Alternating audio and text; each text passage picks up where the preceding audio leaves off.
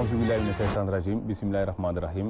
ñu ngi nuyu ñeenti nit ñi yeewoo ci réew mi góor ak jigéen mag ak ndaw di rafet seen ànd ak rajo télévision Walfadjri rawatina seen émission diine ak jamono. diine ak jamono ngi waxtaanee tey nag lu nekkaat wàllu actualité ndax itam réew mi dafa taxaw ci waajtaayu élection waajtaay bi nag am lu bëri loo xamante ne da ci bokk te itam nag mu am ñu ko boolewul wala mu bokk ci te am ñu ko nangootul ndax na muy doxee tax tey jii ñu ne nañ waxtaanewaat processus électoral bi ci réew mi ndax démocratie da cee dépendre ci parrainage bi ñu ci wax itam am na ñoo xamante ne tàmbali nañ yëkkati seen kàddu ne am na jafe-jafe yu mën a jura réew mi ñu ne naka la ñuy def ba am élection libre régulière et transparente ñu ne loolu laaj la ndax tey ñi àtte nga xam ne ñoo arbitre ndax opinion publique nationale bi ñu ngi wéy di nangu ne yoon liggéeyam lay def wala boog ni mu koy defee dafa neexatul wala neexu leen loolu itam lu jar a laaj la ñu gis ne itam wàllu violence bi maanaam fitna gi jolli ci mbir mi ba nga xamante ne ay taal ak ki dóoranteeg téye jàpp bokk na ci ba nit ñi waatee dem ci yoon sax ñu àtte leen ñu ne comme loolu am na ci itam naka la ñuy def ba faggu lu mel noonu ndax ñu ngi dem ci campagne électorale te itam ku xam politique xam ne dafa ànd ak coow loolu itam tax tey jii ñu ne ndax jotul nag ñu jéem a xool yan buntu la ñuy fëggaat ba itam li ñuy tiit bañ fee am te mooy itam jaamarloo wala réeroo gu métti goo xamante ne mën na yàqal réew mi yàqal doomu aadama yi ba itam nag itam yàq suñu démocratie bi nga xamante ne dañ ko nawoon lool ci bitim réew tax ay nit sax ñoo xamante ne xam-xam dafa màcc ci wàllu yoon ne jot nañu xoolaat naka la ñuy joxe ay pouvoir kii di président maanaam ay sañ-sañ ndax ëpp na ku mel ni professeur Kader Boy ne système bu mu gis bokk na ci yi jur fitna ak yi nga xamante ni itam di jur jafe-jafe ci wàllu yorin maanaam mbirum gouvernance loolu itam nekkaat loo xam ne dafa ñëwaat ci wàllu yoon ak na muy liggéeyee ak nga xam ne mooy arbitre te ñëpp yaakaar ko ci yi ñu jëm tax ñu prier ci ay nit tey ne nañ waxtaan ak ñoom ba xam ndax mënuñoo gisaat ay piste yuñ mën a waxtaane bu ku ci nekk am ci xalaat boo indi bu ko defee askan wi itam commenté ci li des te itam dugal ci seen xel bàyyi ko ci ndax fi ñuy jëm rendez-vous am solo la bokk na ci suñu gan yi tey Jacques Habib Sy nekk sociologue chercheur Jacques Habib Sy maa ngi lay nuyu. maa ngi fi ak Elie Charles Moreau di écrivain di éditeur initiateur du mouvement Alternative Culture. jërëjëf maa ngi fi ak maître Baba Diop avocat à la cour moom itam nekk président mouvement Merci membre collectif des avocats du candidat Macky Sall maître Baba Diop maa ngi lay nuyu. voilà ñu ngi xaaraan di Abdou Khader Sanogo di sociologue analyste politique maa ngi leen di gërëm yéen ñëpp di rafetlu seen teewaay ci suñu plateau. kon tey ñu ngi waxtaanee lu am solo te itam mooy processus électoral ak fi réew mi toll ci waajtaayu mbir mi nag ñu gis ci lu nekk te li ci nekk itam ñu gis ko mooy li gën a ragal mooy fitna gu jolli wérante gu métti ak xeexoo boo xamante ne kenn xamul ba kañ Jacques Habib Sy fi ñu toll nii ndax dafa nekk situation boo xamante ne miin nañ ko ci réew mi rek la ñuy wax maanaam bu élection di waaj coow li bëri ak xëccoo bi wala day nekk genre alerte boo xamante ne jar naa bàyyi xel actuellement ak ni mu bindoo ak li ci raxu yëpp. jërëjëf Ousmane maa ngi rafetlu invitation bi di nuyu sumay naataangoo ci plateau bi maa ngi koy rafetlu bu baax a baax léegi li ñu war a wax ci lii mooy ne lii du fi guléet dëgg la seulement c'est la première fois depuis longtemps depuis bu yàgg ñuy dem ci ay élections présidentielles te amuñu consensus ci ni ñuy doxalee élections yi lii taxoon élection présidentielle yi ko jiitu baaxoon c'est que tane woon du moins c'est que dañu amoon consensus boo xam ne c'est la ñu doon wéy léegi consensus boobu ça a été rompu consensus boobu yàqu na li ko yàq nag mooy kooku daanaka feebar la bu ñuy gis ci Afrique maanaam nga nekk njiitum nguur nga foog ne lu la neex def nga foog ne lu la neex nga dogal ko ba pare nag nga bëgg cee forcer ñii nga xam ne ñooy jonganteeg yow ci ñooy kujjanteeg yow ci pouvoir bi ñooñu doo leen faale parce que jàpp nga ne yaa leen mën léegi fi mu ne nii boo ko seetloo rupture bi am ci consensus bi mu ngi intervenir déjà bi ñuy taxawal référendum bi lan la woon dañu ne woon point bi ci ëpp solo moo doon ndax Macky Sall dana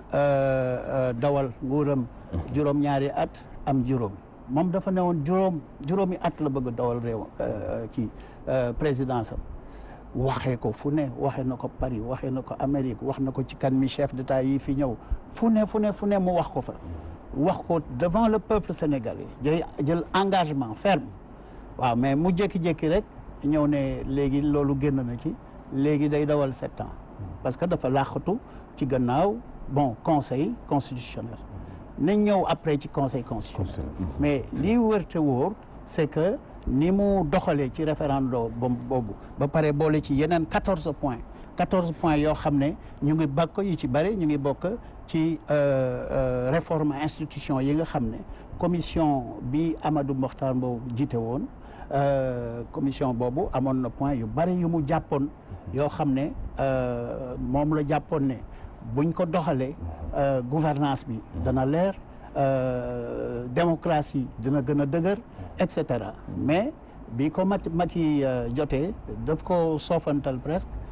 ne moom lu ko neex rek la ciy jël li ci des mu sànni fële donc voilà donc foofu le premier élément de rupture bi génnee rupture du consensus le deuxième élément c'est que yéen ñëpp gis ngeen ko dafa ñëw rek commencé di noggatu ñëpp kii mu tëj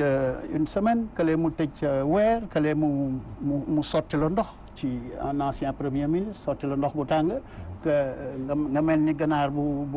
tooy et cetera ci caméra àddina si yëpp loolu dafa ñaaw tey ñi nga xam ne ñoo nekk ci jongante bi koo ci gis rek am na des raisons légitimes d'être fâché méro ak président de la République parce que mënuñu toog parce que doxalul comme ni njiit war a doxal réew donc kooku moom mooy le premier problème moo doon la première source de friction bi mu leen ooyee ba nga xam ne bi mu leen ooyee ñooñu dañu ñëkk parce que am na ci ñoo xam ne ñu ngi woon kaso ñeneen ñu jàppaleen sànni leen ci biir kaso de façon arbitraire alors ñoom tam ñu ñëkk dégg nga maam wuyu si wuñu bi ñu leen ooyee bon am na ñu naan faute la ñeneen ñu naan du faute mais kooku on pourra en discuter après mais point de rupture bi laa doon définir noonu wane fan la jógee exactement benn point rek la jógee mu ngi jógee ci président Macky Sall voilà maintenant waxuma ne opposition itam warul woon am neneen nu ñuy doxalee sur certaines questions mais en tout cas man loolu mooy sama analyse pour l'instant d'accord dinañ ci dellu soit léegi Jacques Habib Sy Elie Charles Moreau ñu toll foo xam ne tey coow li bëri na Jacques Habib Sy fàttali na ko ne du guleet yàgg na am ci réew mi coowal politique waaye tey ndax te ñu jàpp ne ay coow entre militant la wala coow entre ay candidat la wala boog fan la ci place askan wi nekk ba nga xam ne nit war na cee mën a am tiitaange bu fekkee yaatu na. en Sénégal moom fi nekk politique du fi gan c'est-à-dire que fi nekk commencé na il y a des siècles mais ensuite amul benn septennat boo xam ne am na fi te politique bu du début du septennat à la fin du septennat pour dire simplement que dañ koy dund tous les jours dafa bokk comme mburu ni mu nekkee quotidien li xew nag si biir réew mi bañ ko woote nii ak introduction bi nga def résultat la rek résultat la moo nekk ak kàddu yuñ tenir ba pare respecté wuñu ko parce que nag fi nekk du militant mooy fal askan mooy fal et à la limite militants yi mën nañu wax di joxe seen ay mots d'ordre mais c'est la population ce sont les populations à la limite qui font et défont les chefs d'État ma yaakaar ni fi mu nekk bruit yi amee nii si biir réew mi du forcément militants yi mais militants wu ak partis politiques dañuy jottali rek les rumeurs et les fureurs dans les quartiers dans les régions dans les villes et dans les villages mais yëpp en fait li ko indi moo di ay malentendus parce que man dama foogoon ni avec les nouvelles manières ñuy fale président de la République nga xam ni dootul benn parti mais dañuy def ay coalition lu bare dana mën ñu éviter ko fi mooy li Jacques Habib doon wax léegi à partir du consensus c'est-à-dire que bu ñëpp dajalee il est possible que ku nekk mën a nekk garde-fou mais à la limite aussi coalition yi finalement dafay am bu ñu falee buur kenn dootul ñeme wax tout le monde se met derrière et à la limite le roi se trouve pour ne pas dire le président se trouve seul à décider te kenn du ñeme teggi quoi que ce soit moom lay wax malentendu entendu yeeg sous-entendu yi effectivement aussi ñoo nekk gën a conforter situation yu corsé yi nga xam ne fi mu nekk effectivement moom la ñu vivre te boobatul kanam la jëm parce que dama koy faral di wax il faut toujours se méfier d'un peuple qui comprend que ni il n'a plus rien à perdre bu yaakaar yi demee ba tas dund gi tar dëggantaan am na ñoo xam ne dootoo leen téye parce que seen bakkan lañ ciy teg yooyu nag mënoon nañ ko éviter mën nañ ko éviter itam parce que en fait li indi situation yi ak problème yëpp moo di fi mu nekk il y a un peuple qui demande li nga xam ni moo daaneel Abdou Diouf teg fi Ablaye Wade li nga xam ni moo daaneel Ablaye Wade teg fi Macky Sall moom le peuple bi laaj moo di fi mu nekk les gens ont besoin légitimement et légalement de leur carte d'électeur. Ils ne demandent pas la mer à boire, ils ne demandent pas non plus qu'on arrête la mer avec ses bras yu simple la moo di carte d'électeur yi Jacques Habib dafa am l'avocat dafa am aussi Ousmane da nga am man dama am parti ñu daan ni ku ci nekk puisque dañuy dem jongante bëgg na disposer d'un fichier électoral fiable mooy deuxième revendication. Troisième revendication bi moo di fi mu nekk encore que c'est toujours pas la mer à boire ni à la limite qu'on arrête la mer avec ses bras c'est des choses simples en fait moo di fi mu nekk réellement kenn xelam dalul nañu trouver koo xam ne ñëpp daañu déggoo si moom moo fi jëlee Abdou Diouf teg fi Ablaye Wade moo fi jëlee Ablaye Wade teg fi Macky Sall je crois que ni yooyu buñ ko réglé woon il y a certitude que ni fi nekk problème yi ñuy vivre yëpp du fi am ensuite beneen affaire bi moo di fi nekk parce que yooyu la rek da ngay dem ba mu yàgg nit ñi à la limite loo mënti wax dootuñu la déglu et jusqu'à preuve du contraire parce que da nga wax teggi sa kàddu teggi sa kàddu dafa nekk ay valeurs yoo xam ne effectivement ñoom ñoo gën a fort sujet verbe complément d'objet direct ak indirect ñuy def tudde ko constitution parce que yooyu valeur la ñu xamoon et je crois que ni fi nekk yooyu moo indi situation yoo xam ne effectivement tey ji gisaguma situation de nos retours mais gis naa ni fi nekk on est sur une dernière ligne droite qui peut faire et malheureusement créer des situations yoo xam ne tout le monde va déplorer ça. On ne s'amuse pas avec le feu mais on ne suscite pas aussi des raisons de faire de sorte que le feu à la limite war a tàkk dans un pays. Elie Charles Moreau maître Baba Diop ñu toll itam ci foo xam ne coow li bëri na fitna joli na ba nga xam ne am na ñu yoon teg loxo loolu ñëw yokk ci leneen lu yoon doon def am ay leaders yoo xamante ne ay candidats lañ yoon teg leen loxo bañ dem ba mu yàgg bay wax ne ndax justice léegi mécanisme la pour réguler wala mécanisme la pour combattre parce que ci ñaari interrogation yooyu la askan wi toll yow mi nekk ci yoon nga xam ne da nga ci màcc ban tontu nga war a indi askan wi am tiitaange lool ci ni yoon di doxee ci réew mi bay am ñu yëkkati kaddu léeg-léeg ci ay homme politique di ko ŋàññi. waaw jërëjëf Ousmane maa ngi nuyu sama doyen di nuyu aussi mbokku téléspectateur Walfadjri di am mbégte di fi ñëw di profité waale aussi di leen jaal suñu kilifa El Hadji Lamine Niass di seen wasila di leen ko jaal di ko ñaanal yàlla opposition aussi dañu ko réglementé am nañ seen rôle aussi ci démocratie ñoom it am nañ sañ-sañ ci loo xam ne moom lañ ko doxalee ci réew mi mais li mënul nekk pour man mooy li ma seetlu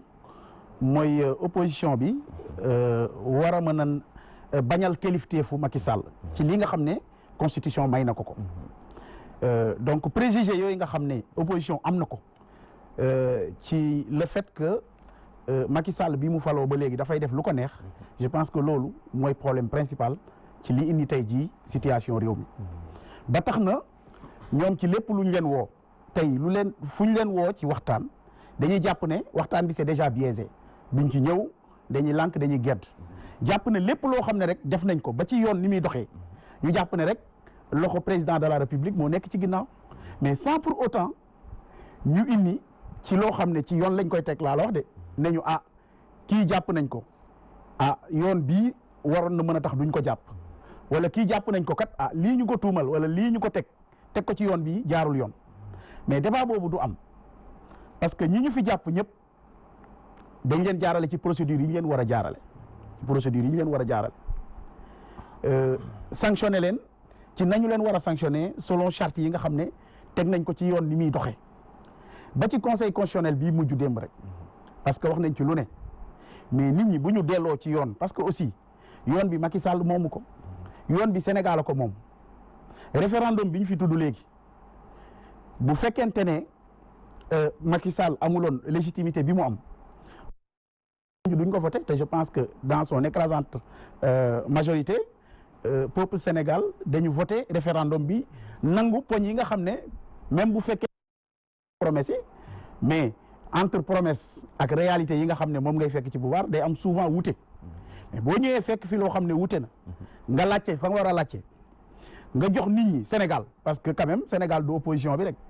nit Sénégal li ëpp ci nit ñi ñi ngi seen kër toog bokkuñ ci parti politique bokkuñu fenn mais ñooñu ñoo yor seen carte électeur bu laajte jotee ñooñu la ñuy dem laaj ñooñu joxe seen xalaat mais li Macky Sall def ci yoon rek la tegu maanaam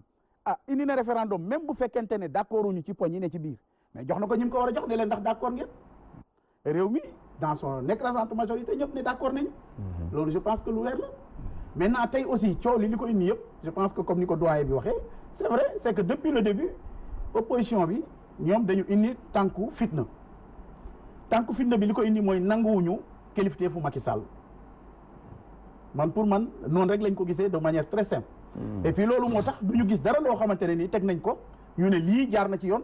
te pourtant képp kuy wax jaarul ci yoon du la indi lenn loo xam ne ci yoon la jógee ne la lii moo tax teg ci loxo ne lii moo tax jaarul ci yoon Maître Baba Diop dinañ ci dellusiwaat léegi Jacques Habib Sy parce que ci fànn woowu yaa ngi doon junj léegi ne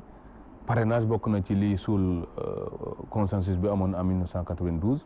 te ñu gis ne Maître Baba Diop tudd na référendum parrainage ñëw na am ñu jàppoon ne aussi façon la woon pour jox peuple bi mu exercer souveraineté am wane ne fii laa féete ak lii laa bëgg parce que peuple bi moom moo souverain est-ce que gis-gis boobu lu tax mu wuute ci réew moo xamante ne ñëpp liñ bëgg mooy lu leer ak loo xamante ne dafa tegu. Ousmane li tax mu wuute. c'est que dañu jékki-jékki rek indi parrainage teg ko ci taabal bi càmbaruñ ko niñ ko waroon càmbare opposition bi ñëwul ci discussion yooyu ñu paraxee ko yàkkamti boo xam ne dafa mel ni ki bu fekkee ne defuñu ko woon boobu ñu ne ci lañ ko war a def ne asamaan si day daanu ci suuf si donc élément yooyu moom moo indi crispation moo indi nit ñi dégg nga maam téye seen bopp ci mbirum parrainage te it nag wax nañu dëgg parce que parrainage dañ ci def ay saut d'obstacle maanaam ay jafe-jafe yoo xam ne yu tara te jafe-jafe yooyu ñu teg mënoon nañ ko sax nangu bu fekkee ne ci njëlbeen defoon nañ réforme yi nga xam ne moom la ñu waroon def ci wàllu voté li ci ëpp solo li ñu war a wax point yii la benn réforme ci financement parti politique yi kenn defu ko ça fait plus de 20 ans qu'on en parle amul benn loi buy réguler le financement des partis politiques. te élection bu nekk mu indi coow. te élection bu ne mu indi coow. kooku point bu am solo la te li ko gën a aggravé c'est que président de la République bi nga xam ne moom dafa toog bokk ci candidat yi moom loi boo xam ne assemblée nationale am parce que il a une écrasante majorité là-bas et c'est une assemblée nationale aux ordres c'est mooy conséquence su parti état rek ba ñu amoon au temps du PS pendant 40 ans loolu moom la continuer di wéyal sous d'autres formes mais toujours est-il que situation boobu daf ko permettre at bu ne mu ngi am 8 milliards am na ñuy wax sax ne 12 milliards la waaye juróom-ñetti milliards yoo xam ne ñu ngi la koy jagleel te waroo ci rendre compte kooku c'est illégal nañ ko wax mu leer bu baax askan wi. mooy fonds politique yi ñuy wax. mooy fonds politique yi ñuy wax. fonds politique warul am dans un état de droit fonds politique ci yeneen réew yi c'est des fonds secrets yoo xam ne dafa am benn Sénat mbaa mu am sax au niveau de l'Assemblée nationale benn kuréel boo xam ne mooy saytu lépp loo xam ne dem na ci secret. par exemple état yëpp dañu xam nañ ko dañuy dawal des activités d'espionnage mbaa ñuy dawal des activités de contre-espionnage des activités de défense très sensibles yoo xam ne mënuñu ko waxtaanee ci place publique bi mais gannaaw loolu amul leen loo xam ne war nañ ko nëbb derrière des fonds politiques surtout que fonds politiques yoo xam ne yow doo ci rendre compte da nga koy utiliser nu mu la neexee si bien que au bout de 7 ans ci juróom-ñaari at yooyu Macky Sall jox nañ ko juróom fukki milliards ak juróom-benn moom lañ ko jagleel 56 milliards mais loolu dafa jéggi dayoo kooku kuñ ko jox boo demee élection mais da ngay rafler élection yi parce que justement et c'est le deuxième point élection yi li koy yàq mooy financiarisation processus bi maanaam koppar yu bari yi nga xam ne moom la ñuy dugal ci processus bi dem seeti diw jox ko enveloppe de seeti keneen jox ko enveloppe ba ci dëcc yi sax léegi dañuy joxe ay enveloppe yu doon et cetera loolu du yoon dans une république donc kooku c'est un point important mais gannaaw loolu il y a quand même des réformes extrêmement importantes yoo xam ne war nañ cee bàyyi xel parrainage daf di loo xam ne lu sensible la on n'a pas de fichier électoral boo xam ne mën nañu wéeru pour seet dégg nga maam yow bu ñu waxee ne nangami nit ñoo la parrainé ah xam nga ci fichier lañ koy jëlee ak nit ñoo xam ne dañu leen inscrire ñoom ci seen bopp ñu am seen i carte waaye nous sommes dans une situation boo xam ne ñëpp jëlaguñu seen carte d'après li ñu xam wax nañ fi ne diggante 600 000 juróom-benn téeméeri junni ci ay carte ba lu ëpp loolu mooy ñi nga xam ne jotuñoo jël seen carte loolu bu amee ci élection bi faussé na déjà te dara xewagul deuxièmement nee nañu et bon kooku nag mën nañ jàpp ne c'est la faute au président de la République et à celui qui organise les élections maanaam son ministre de l'Intérieur kooku c'était un autre point boo xam ne mën nañ ci ñëwaat après boo xam ne opposition laaj nañ mu dindi fa ministre de l'Intérieur parce que ministre bi bu demee ba naan man nekkuma fi pour keneen ku dul sama candidat maanaam Macky Sall moom laay liggéeyal kooku xam nga dootul mun a nekk un ministre objectif voilà donc le dernier point sur lequel je voudrais revenir sur lequel war nañoo waxtaan vraiment et puis insister ci wàllu élection c'est que bu amul fichier amul carte électorale ñi nga xam ne yaa ngi leen teg parrainage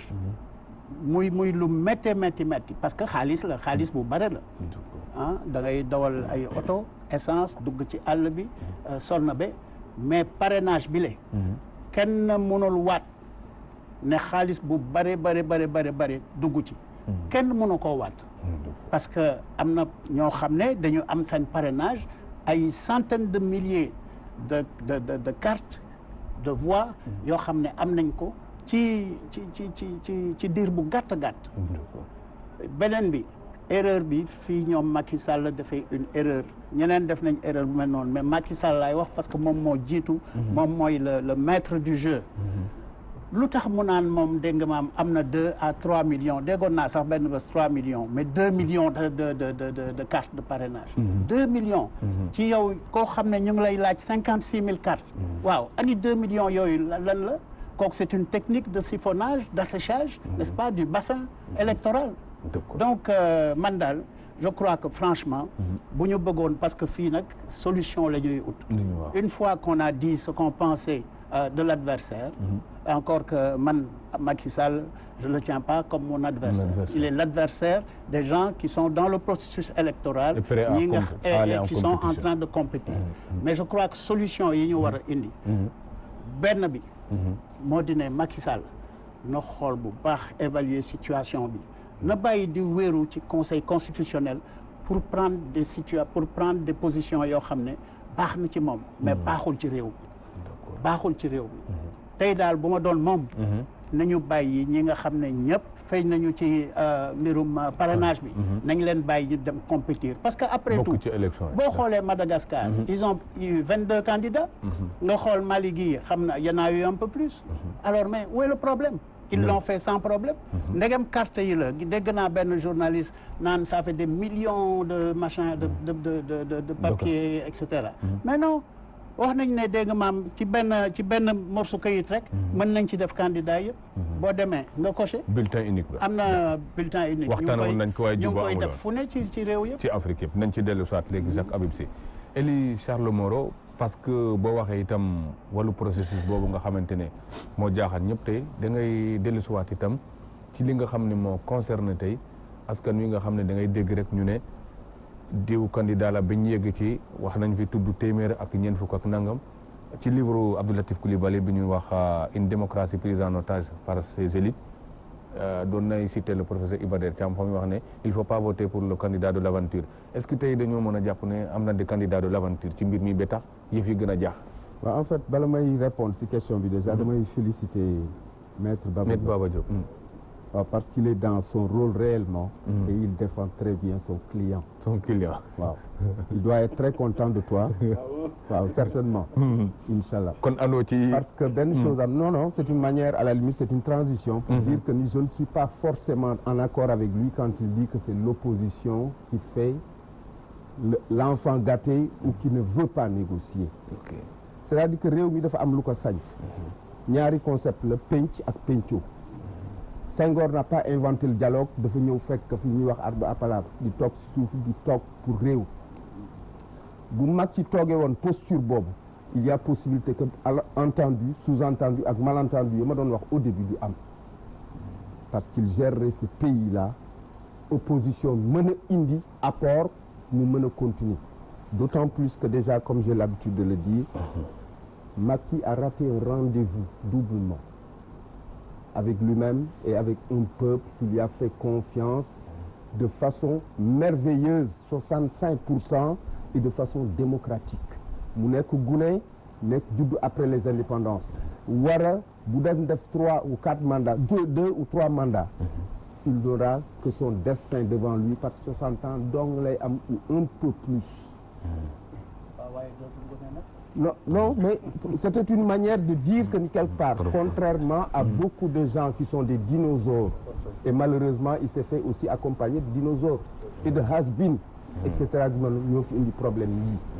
mais bu demee woon ni mu waroon demee effectivement tey jii ba watul c'est le peuple qui serait dans la posture bi mu nekkoon en 2007 en disant que may leen góor gi mu liggéey eggale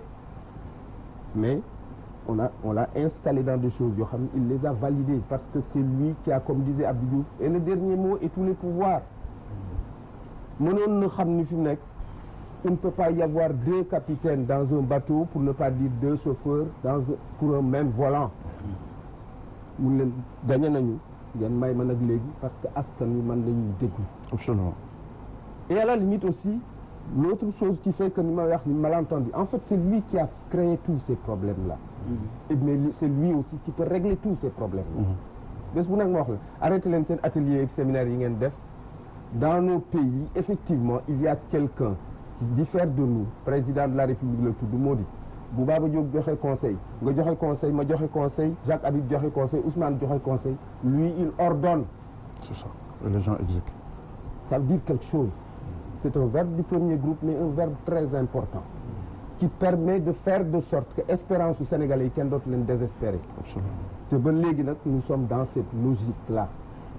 tey jii effectivement Macky peut faire de sorte que tous les problèmes yi Sénégalais yi di ragal ñu daj est-ce que yaakaaroon quand le vin est tiré il faut le boire est-ce que yaakaaroon ne bu ndox turoo an bàq moo ci des je crois que ni fi mu nekk c'est très romantique de dire que ni fi mu nekk il va revenir sur ñi ñu éliminer parrainage il y a 5 candidats potentiels il faut aller de l'avant c'est-à-dire que ce romantisme fou là mënul am c'est-à-dire que muy wax ni non ñi daan woon ñëpp kët Abdoulaye Wade l'a créé c'était un précédent arrêté leen ñëpp ku bëgg na ñëw et cetera man damay gagné ñëpp et il a gagné en 2007 ñuy wax dafa inventé ay xob yeeg vote ak jinne yeeg machin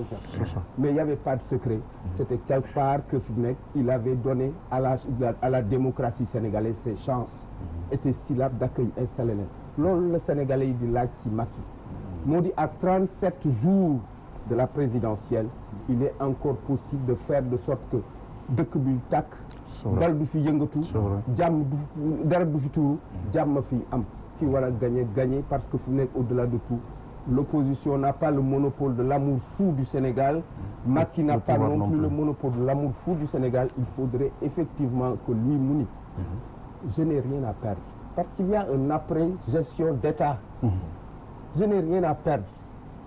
yàlla deseelatu ko dara moo di fi mu nekk effectivement am na nu mu doon demee si Zaïre bootul fi nekk du nekk président de la République pour 2 raisons au moins au nom du droit d'aînesse et au nom de l'expérience politique boo tu fi nekk Moustapha Niasse ak Tanor ci gënoon jekk mais yàlla moom la nommé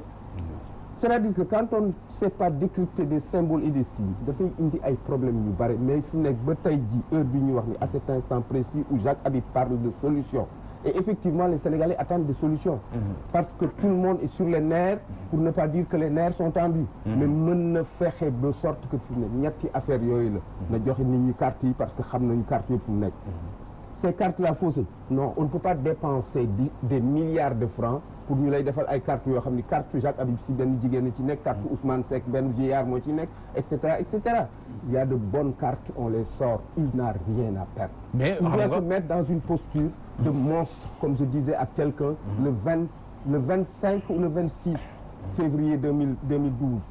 dis à ton patron que ni depuis aujourd'hui il a cessé d'être un citoyen ordinaire il doit muer en monstre froid mais dañoo gis ne président wu ñëpp en politique aussi dañuy ñoo xam ne ndax baax na mais ndax jig na ma mooy jiitu est-ce que loolu nga wax baax na mais il n'a rien à perdre gis nga fi mu nekk il doit même quitter ces deux personnes-là avec lesquelles il gère ce pays-là Macky gère ce pays depuis 7 ans entre deux personnes Max ak Trotsky dafa war a arrêter bàyyi leen nag ñu dem seen yoon c'est aussi simple que ça Trotsky avec sa théorie du complot permanent Max avec les idées dominantes sont les idées de la classe dominante avec l'idéalisme affaire xëccoo ak jaay doole c'est-à-dire que day teg yëpp ci table ji daan ni fi mu nekk régler leen carte yi génne leen fichier réel bi et cetera bi mel noonu Baba Diop kii absolument ministre des élections ministre chargé des élections pourquoi pas c'est possible le résultat des courses moo di fi nekk au bout du compte bu pertee nguur gi sax prix Nobel dana ko am dina ko am dinañ ci dellu c'est simple que ça Elie Charles Moreau Abdou Khadre Sanogo maa ngi lay nuyu maa ngi lay fay bu baax voilà ñu ngi lay siyaar yaa ngi door a ñëw ñu fekk ñu ci biir débat bi ñu waxtaane tey lu aju ci processus électoral ak ci jafe-jafe yi mu toll tey ci réew mi ñu ci bëgg a waxtaan ngir am ci ay solution ñu gis ne ci lu aju ci processus électoral boobu dañ gis ne à chaque fois réew mi toll na foo xamante ne ci ay expérience élection promesse facile mooy tax presque nit ñi yaakaar ne mooy tax nga am confiance peuple bi tax na li Elie Charles Moreau wax sànq yaakaar na bokk na ci li laxas suñ président yi da ngay def ay dige yaakaar ne confiance bi la askan wi jox ci dige yooyu la aju ba doo ci ñemee wàcc fenn foo xamante ne da nga yaakaar ne rupture warta mën a am est-ce que loolu bokkul ci li yéexal mbir mi nga xam ne dañoo waroon dem vers l'essentiel mais ñu def ay demi rupture yoo xamante ne c'est pas égal à une rupture. absolument di rafetlu rek ci jotaay bi ngeen ma boole ak kilifa yu mag yi nga xam ne nii bon ñoom laa fi fekk ci samay gëstu bopp ma xam leen bu baax ñoom ñetti ñëpp peut-être que ñoom mais man xam naa leen bu baax yàgg naa aussi di leen gis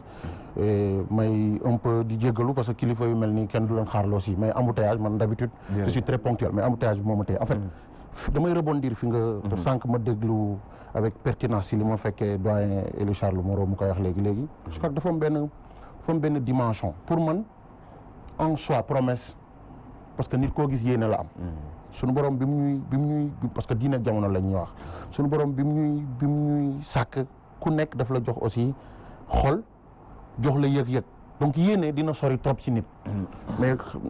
amaana mën na am mottali yéene ba mu egg fa mu war a yegg d'abord am na dimension boo xam ne dépendrul si nit ki ci sunu borom la dépend beneen bi ci des aussi jéem je crois que jéem dara mu sotti ak mu ñàkk bañ a sotti day am mais li ci am solo mooy jéem mais soo defee ay promesse nga amoon ay yéene yoo xam ni yéene yu toog la yu ñoŋ la nga dem ba ci biir nga seetlu ni yéene yooyu waroo mun a pour man c'est les grands hommes dans une certaine mesure su fekkee dañ def ay promesses yi échoué c'est de revenir aussi à la base pour leur dire ci li ma leen waxoon moom daa doon wax même ci discours bi il ne s'agit pas même sooy def discours à la nation nga ñëw wax rek lu baax il faut aussi revenir si lan laa leen digoon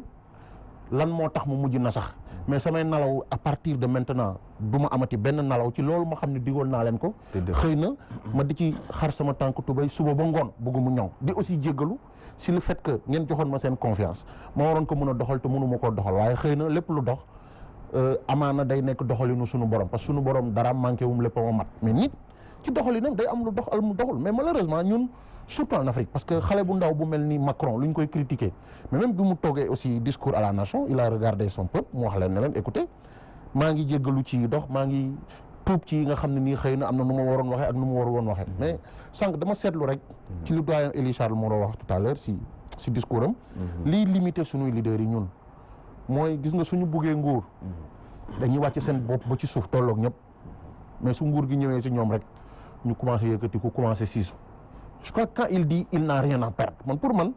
bon xëy na nag c'est vrai que su fekkee ni nekkoo si nguur dañuy wax ne c'est très facile de le dire parce que nekkoo si arcanu pouvoir bi mais pour man wax na ko léegi lépp loo gis dafa am après président de la république yëpp dégg nañ ay anciens tey ñu ngi wax ancien président de la république Abdou Diouf sa vie continue ancien président de la république Abdoulaye sa vie continue mais pour kaawu Macky Sall en fait c'est que li xaw a un peu jiixi jaaxaloo xelu nit ñi c'est que moom ci boppam moom moo waroon gën a joxe exemple parce que quoi qu'on puisse dire moom mooy tate pour le sénégalais yi moo dund le sénégalais le prototype du sénégalais moom mun nañ ko considérer mais vraiment comme ni ñu ko waxee dem si élection boo xam ne nii depuis que Macky Sall yor nguur gi quand même très objectivement li ñuy gis lu bëri wax na ko léegi dugg na ci Trotsky dugg si Max mais nguur soo ko xasee ba ngànk yow tu dois être au-dessus de la mêlée wax na ko léegi gis nga le fond du problème dans ce processus électoral la affaire de confiance mais surtout nit ñi dañu dem ba wóolante wuñu aussi bien si opposition que si pouvoir beneen bi ci des nag aussi opposition bi très objectivement am impression que ki ñu jàkkaarlool daf ñuy jaay moo ñu ëpp doole te yërëmuñu te njiit li tax ñu naan njiit tey boo gisee njiit yëpp li ñuy wax leader soo demee si prophètes yi soo demee si nit ñu baax ñi soo demee si wàllu yi lépp lu ñu leen defoon suñu demee ba suñu borom ñëw si ñoom rek ñoom fàtte nañ suñu jekkoo dañuy jéggale soo leen jekkoo ba def leen loo leen warul def suñu paree aussi ñu baale mais kii dafay woon écoutez du ma leen jox du ma leen may dara en fait lii expression populiste bi ñu wax du ma leen may dara Macky Sall dafa mayul dara opposition bi te gis nga à ce rythme là fi ñu jëm ñëpp seen xel wax na ko léegi 35 jours c'est pas minime bu ñu wax rek non c'est trop tard doyen aussi wax na ko léegi il a parlé de solution mais solution yooyu je crois que am na aussi lu ñu évoqué wul soo gisee processus bi demee nii c'est que dafa am ñu daan wax ñoo xam ne nii tey dañoo waxul parce que am na ñoo xam ne nii bu ñu eggaan fii mais que ce soit loolu la ñuy wax société civile individuelle bi mais dañu doon jug pour wax ni attention pouvoir attention opposition mais bii pas dañu am comme impression dafa am ñoo xam ni dañu cautionné doxalinu nguur gi moo tax tey ma rafetlu trop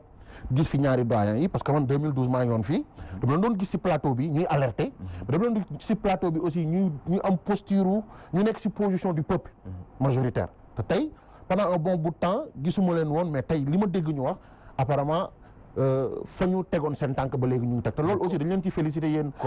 confiance boobu ngay wax aussi. problème la ci société civile président Macky Sall nee na ay politique lañ. accusé na leen ko ci seen doxalin nag yu mel noonu. man loolu bu xewee te ñu war a nekk arbitre aussi problème. mais loolu su ko président Macky Sall waxee man damay retaan je crois que ñi nekk ci wetam amoon manteau wu société civile mais ñooñu ñoom ñoo dem changer de manteau troquer ko avec aujourd'hui le manteau politique mais société civile man bi gën a am importance. te Sénégal dañ koy ragal wax mooy chef religieux yi man société civile boobu laa parce que ñoo tey ñiy voté yëpp ay talibé lañ si grande majorité si ay confrères yi lañ bokk am nañ kilifa ku leen wax toogal ñu toog même ñi nga xam ne ñoo nekk si opposition comme ñoo nekk si pouvoir koo si gis am na ku ne si diw laa jébalu diw mooy sama sëriñ malheureusement bon société civile boobu très objectivement dañ leen déggul comme auparavant. est-ce que ñooñu aussi parce que bu fekkente ne tey mën nañu ku saaga ci politique ñu jàpp la tëj la te ku leen saaga duñ la jàpp tëj la te nga wax ni nga ay leader d'opinion lañ loolu aussi est-ce que demuñu ba yaakaar ne seen situation sax moo gën a difficile boo noppee ñu ne lu tax waxut boo waxee dina am koo xamante ne day jóg dal sa kaw ba nga yaakaar ne vraiment dañ ko yónni ci yow te nekk une autorité ministère de culte. Ousmane soo jëlee histoire politique bu Sénégal am na fii marabu yoo xam ne lu ñu wax ñëpp ne gongo kenn rek laa la si jox unanimement tout le monde est d'accord Seydi Hadj Abdou Aziz Dabakh farul woon fenn lu mu wax dëgg la lu mu wax moo méngoo ak li nga xam ne ni Sénégalais yi moom la ñuy xalaat mais le problème qui se pose aussi mooy gis nga le droit à la minorité parce que quoi qu'on puisse dire quand je parle de minorité moi je parle de rapport de force tey pouvoir li mu yor si doole yor monopole de la violence légitime donc doo leen comparer ak ñi nga xam ni ay loxoy neen la ñu yoree wala ñu yore benn xob wala ñu yore benn xeer même su fekkee ni violence moom il faut proscrire ça sur toutes ses formes je crois que ñooñu dafa war am ñoo xam ñoo leen di waxal ñoo xam ne nii ñoom yoruñu kalachnikov yoruñu xeer yoruñu dara mais seen kàddu ñëpp tënku nañ ci parce que dafa am légitimité mais tey dégguma benn yoon ci discours bi ñuy noté ci seen politique bi benn yoon moo am ay grands chefs religieux qui disent de temps à autre écoutez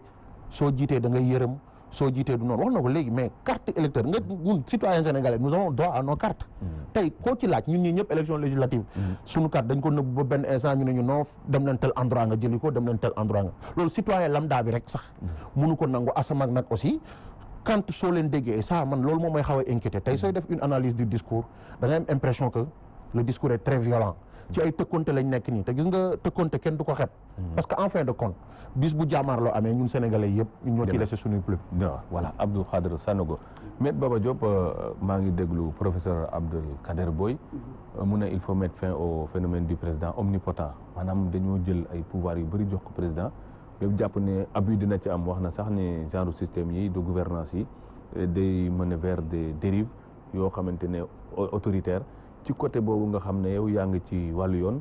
est-ce que bokk nga ci ñi yaakaar ne jot nañu def séparation de pouvoir waaye itam ñu arrêté tuuti ay pouvoir pour mën ko séddalewaat askan wi nga xamante ne itam moo souverain. waaw loolu xelaat la maanaam réflexion bu am solo la parce que Abdou Kader Boye référence la ci jàngalekat yi ci wàllu yoon. dëgg la suñu réew am na rëq-rëq yu bari ça moom vraiment il faut être honnête pour ñu waxoo. tout n'est pas parfait. Régime bi mën nañ ko jéem a améliorer de sorte que pouvoir yi parce que c'est vrai ñun déjà ñun ñi nekk dans le milieu judiciaire souvent dañuy ñaxtu ci pouvoir du procureur par exemple pour juste donner un exemple donc pour vous dire que c'est vrai on est dans un pays boo xam ne dëgg yàlla loi yeeg et cetera ak régime bi war nañu mën a xalaat de sorte que xëy na président aussi war nañu mën a wàññi ay pouvoir am dans le système judiciaire aussi war nañu mën a wàññi pouvoir du procureur de la République yi nga xamante ne ku mu neex xool ko tey mu téye la tëj la kaso en garde à vue pendant au moins 4 jours donc yooyu yëpp dëgg la c'est des choses qui sont là et qui existent mais malheureusement qui existent dans notre droit positif mënuñu ci dara il faut peut-être un président boo xam ne dina ñëw un jour xalaat loolu yëpp maintenant l'indépendance de la justice bon ça je ne suis pas encore d'accord pour mu ñëw rek imposer wu comme ça parce que aussi déjà bu ñuy wax problème mu pouvoir du procureur de la République déjà nañu ko wàññi gi demee noonu bu ñu imaginer encore ñoom ñu jox leen carrément seen indépendance sans contrôle ak yi demee noonu je pense que réew mi tolloogul foofu pour man magistrature bi pareegul pour jël seen indépendance ça c'est mon avis parce que dañuy wax sax pouvoir judiciaire mais pour man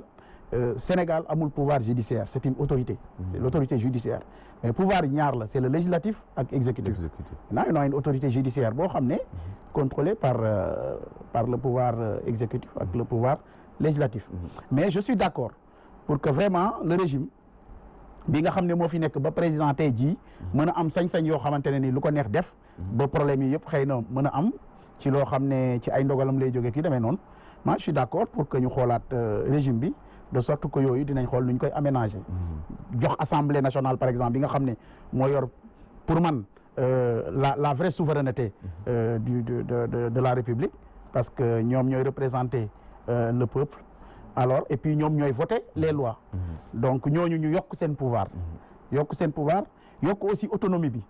parce que boo xoolee régime bi entre les rapports entre l'exécutif ak le législatif am nay interdépendance de sorte que exécutif bi souvent sax day imposé wu ci législatif bi wax nañ ko fi sànq écrasante majorité mécanique yi nga xam ne souvent président dina koy am ci assemblée nationale de sorte que on a l'impression que moom mi nga xam ne mooy président de la République lu ko neexee am ci réew mi parce que mooy imposer volonté législative parce qu'il a ces hommes là-bas de sorte que lu mu leen def loolu la ñuy def donc yooyu yëpp war nañ ci mën a xalaat de sorte que loolu warul mën a am voilà ñu arrêter cette interdépendance là wala au moins buy am aussi ñu privilégier au moins le législatif sur l'exécutif. gis nañ président de la République par rapport ak surpopulation yi bi nekk ci milieu carcéral bi mu ne bëggoon na def ay propositions yoo xamante ne alternative à l'incarcération qui peut le plus peut le moins est-ce que sens boobu aussi bu ñu gisee ay liberté provisoire yu ñu bañ souvent ba muy indi ay friction loolu aussi est-ce que warul woon gën a ratax ci diggante justice bi loolu yëpp mooy li ñu wax mooy problème mu pouvoir du procureur de la République parce que mooy dugal te boo bëggee génnee mooy bañ parce que c'est vrai ñi nekk en détention provisoire ñu ci bëri juge d'instruction yi leen fay dugal mais si réquisition du procureur de la République procureur mooy santaane juge d'instruction ne ko instruiral ma tel fait ak telle personne mais boo koy instruire tu mets sous mandat de dépôt ces gens-là mettre leen sous tëj leen maintenant nag dëgg la juge d'instruction il n'est pas toujours obligé mu nangu loolu mais nangu ko mooy gën a yomb ci moom bañ ko ci ni procédure bi di doxee moom mu nangu li procureur wax mooy gën a yomb ci moom mu bañ ko mais même bu fekkee daf ko nangu procédure bi di dox ba mu jot avocat yi ñaan liberté provisoire pour xëy na gis nañu ne waratu fa toog parce que lañ doon seet gis nañ ko wala xëy na la ñuy seet mu nekk en détention jaratu ko à partir de ce moment bu ñu demandé liberté provisoire yu ci ëpp avant juge bi di nangu procureur day bañ et loolu dafay indi jafe-jafe encore ci liberté provisoire parce que bu procureur bañee juge bi nangu procureur mooy bàyyi donc bu juge bi nangoo procureur bu bàyyiwul moom du génn souvent appel day am ngeen demaat chambre d'accusation ngeen lijjantiwaat ko et loolu yëpp ça prend beaucoup de temps donc yooyu yëpp li koy résumé daal mi ngi ci pouvoiru procureur de la république bi nga xamante ne nii moom la ñu war a xoolaat dans les républiques avancées comme France wala feneen ak feneen mais yombatul ñu xool nit rek ci ay poursuite rek ñu ne mandat de dépôt c'est pas automatique dañu am ay juges ay collèges yoo xam ne dañuy statuer véritablement sur la mise sous mandat de dépôt donc du automatique comme ni nga xam ne moom la nekkee fii ku ñu jàpp rek bu ñu yóbboo mandat de dépôt audience flagrant délit mandat de dépôt audience flagrant délit sur 85% ou 90% c'est comme ça temps yi sax bi problème mu surpopulation yooyu amee bon le parquet a changé de politique criminelle jéem a allégé tuuti léegi sax di nga gis ku ñuy topp ci tuxu yamba ñu yóbbu la ba ci procureur bàyyi la nga ñibbi may la liberté provisoire nga ñëw audience yi ça quand même c'est quelques améliorations et la preuve aussi gis nañu le ministre Ismaïla Madior Fall wax ci ne dafa bëgg a circulariser au moins xool les procureurs maintenant nan la ñuy utiliser seen ay pouvoir je pense qu'on doit aller au-delà jéem a légiférer carrément pour carrément wàññi seen i pouvoir wala xool nu ñu koy aménager de sorte que vraiment nit ñëw rek ñu dugal kaso dootul am parce que loolu à la limite la moitié de notre population souvent juvénile souvent dañuy xam prison te bu nit ñi ragalatul prison ça va être un danger ça va être un danger yow bokkoo ci ñi tiit ne processus électoral consensus bu 92 bi ñu ngi koy remettre en cause ak yenn pratique yoo xam ne gis nañ ko diggante dossier politico-judiciaire yi fi xew ci jamono yi ñu weesu maanaam ni ñuy tëj ay homme politique célérité bi ñu ciy àndal est-ce que amul leneen lu làqu ci ginnaaw justice bi wala. waaw pour man dëgg la parce que mooy li ma doon wax sànq rapport yi am entre exécutif bi ak législatif forcément ça a joué mais naturellement aussi dañu nekk ci politique et politique comme ni ñu koy defee ci réew mi ak feneen ak feneen je pense que selon nit ñi seen i ay moyens doyen bi wax na ko sànq parce que amuñu ay loi souvent yuy xool financement parti politique yi la mais forcément parti bi nekk au pouvoir moo ëpp ñeneen ñi moyen 1000 fois donc loolu da ko mais du ko ñàkk utiliser parce que ku ne li nga am ngay xeexee donc bu fekkente ne ku ne li nga am ngay xeexee te moom président mu mën a am possibilité poursuivre quelqu'un boo xamante ne nii certes nag aussi quoi que l'on puisse dire il y a des faits parce que mënul xëy nii rek inventer des faits daal di ko tegal nit ne justice bi kaay leen mi ngi nii jël leen ça moom franchement c'est pas possible il a choisi lui de manière objective c'est vrai il a choisi de ne pas poursuivre certaines personnes mais de poursuivre par contre d'autres ça c'est vrai mais ñi ñuy poursuivre ñëpp ku wax ak sa digganteeg yàlla c'est des faits yoo xam ne mi ngi fi yu ñu yóbbu justice adduna bi yëpp tekki seen bët et que tribunal aussi am ay magistrats yoo quoi qu'il en soit quel que soit le lien qui existe entre ñoom ak exécutif bi mais ñu quand même am un peu de dignité la ñu aussi mën a rendre loo xamante ne nii wax dëgg yàlla ku ko xool aussi di nga xam ndax lu yenu maana la wala lu yenuwul maana mais ñi ñu fi topp ci ay hommes politiques ñëpp topp leen fi ci ay faits yu réel mais teg leen condamnation yu leer nañ loolu amul benn discussion maintenant nag c'est vrai que sur les procédures souvent am na yenn yu am rëq-rëq mais dans le fond des choses les faits existent et les condamnations sont justifiées Maître Baba Diop.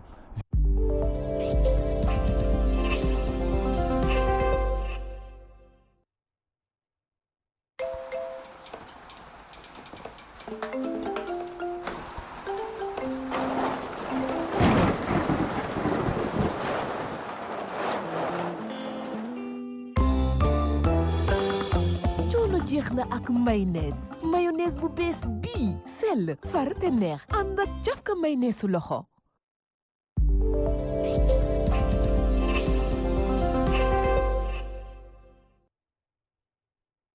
Jacques Habib Sy parce que côté boobu la ñëpp am njaqare am na ñuy topp yoo xam ne peut-être seen dossier niñ ko instruire ak processus bi ni mu jaaree ba am ay jafe-jafe yëpp procédure bi. nga xam ne sax dañuy dem bay kalaame ci CEDEAO ak groupe des nations unies di ñu prononcé wu ci kaawu Karim Wade ak Khalifa Sall yooyu à l'époque ñu gis ne boor boobu comptabilité ñi am jafe-jafe yëpp te ñu instruire seen dossier bañ dugg ci côté opposition bi lañ féete terewul ñu ngi joxoñ ñu bëri ci mouvance présidentielle mais ba léegi kenn poursuivre leen te am ñu jàppoon ne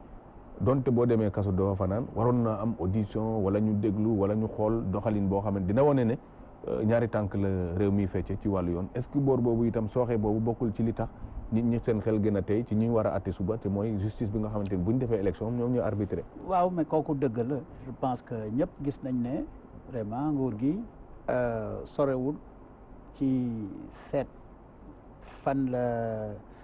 la toor yi nekk ak kan moo am dëgg demul seeti les vrais criminels demul seeti dara boo ko commencé par la CREI ñu ngi ne woon CREI d'abord daf di loo xam ne ci suñu juridiction de suñu système juridique dañ ko war a supprimer c'est des tribunaux d'exception ñun war nañoo passer tribunal d'exception c'est les dictateurs ñoo ko moom les démocraties yi nga xam ne amoon nañ fi des tribunaux d'exception c'est depuis Nuremberg le tribunal de Nuremberg et c'était des grands criminels de guerre ñoom la ñu tegoon foofu bon je crois que loolu déjà benn la deuxièmement je crois que Karim Wade dossier am kii di dossier Khalifa Sall kenn mënul wax ne politique laxasuwu ci kenn mënul wax ne dans la tête de Macky Sall de notre président ah jéemul ne gëmul ne dégg nga maam en cherchant des moyens pour jàpp leen dugal leen dégg nga maam tëj leen kooku doon na ko alléger la tâche doon na ko faciliter la tâche parce que nag nañ waxante dëgg Khalifa Sall du mbër bu ndaw Khalifa Sall moom rek moo ko mën a tenir en échec fii ci Ndakaaru ça y a aucune discussion à ce sujet kii di Karim d'ailleurs pour la petite histoire moom bi nga xam ne mook Macky juboo nañu et cetera mais Karim moom moo uti Macky moo ko choisir joxoñ ko papam ne ko papa kii daal defe naa ne mën nga ko jël mu nekk sa wet parce que gis naa ci moom xarañte boo xam ne dina la mën a liggéeyal ñoom nag ñu nekk dans une situation où ils étaient en osmose amul woon benn problème seen diggante mais kujje politique moo mel noonu bi ko Wade itam jëlee ne daf koy jël par force de l'Assemblée nationale les Sénégalais ont jugé je pense que Macky en partie bu amee ndam ci loolu c'est parce que peuple sénégalais bëggul kuy toroxal nit donc ça aussi les Sénégalais ont jugé alors mais de là dem di jël les mesures exceptionnelles yi nga xam ne moom la Macky jël Mero ak Ablaye Wade qui a été son mentor qui lui a tout donné nañ ko wax depuis le début jusqu'à la fin il a eu une carrière fulgurante exceptionnelle simplement par la volonté d'un seul homme muy Ablaye Wade mais kooku da nga ko war a ormal quand même ak lu mu metti da nga ko war a delloo njukkal te bañ a jiital sa xol parce que là on voit que y a une attitude de revanche même bu ko waxul ñun ay mag lañu quand même gis nañ ko loolu dafa waroon génn ci loolu te itam grâce présidentielle bi mu joxe kooku daf ci quand même Macky malheureusement dafa am l'esprit politique au mauvais sens parce que ay galgal lay seet ay galgal yu métti daf ko génnee ñu ne gracier na ko bon c'est vrai que d'un autre côté mais xaw ma dossier bi dugguma ci liñ ciy wax rek la xam dans la presse nee nañu c'est Karim qui a demandé la grâce présidentielle et c'est sur cette base qu'il a été libéré mais même et sa famille et même si cela était vrai on sait que dañ ko jàpp dugal ko ci benn avion d'un pays étranger tegal ko passeport mu dem ñu ne ko bul fi ñëwati moom wax na ko bi muy tàggatoo nee na bon circonstances yi ma forcé et cetera bon alors donc am na ay galgal ci suufu loolu donc je pense que Macky Sall daal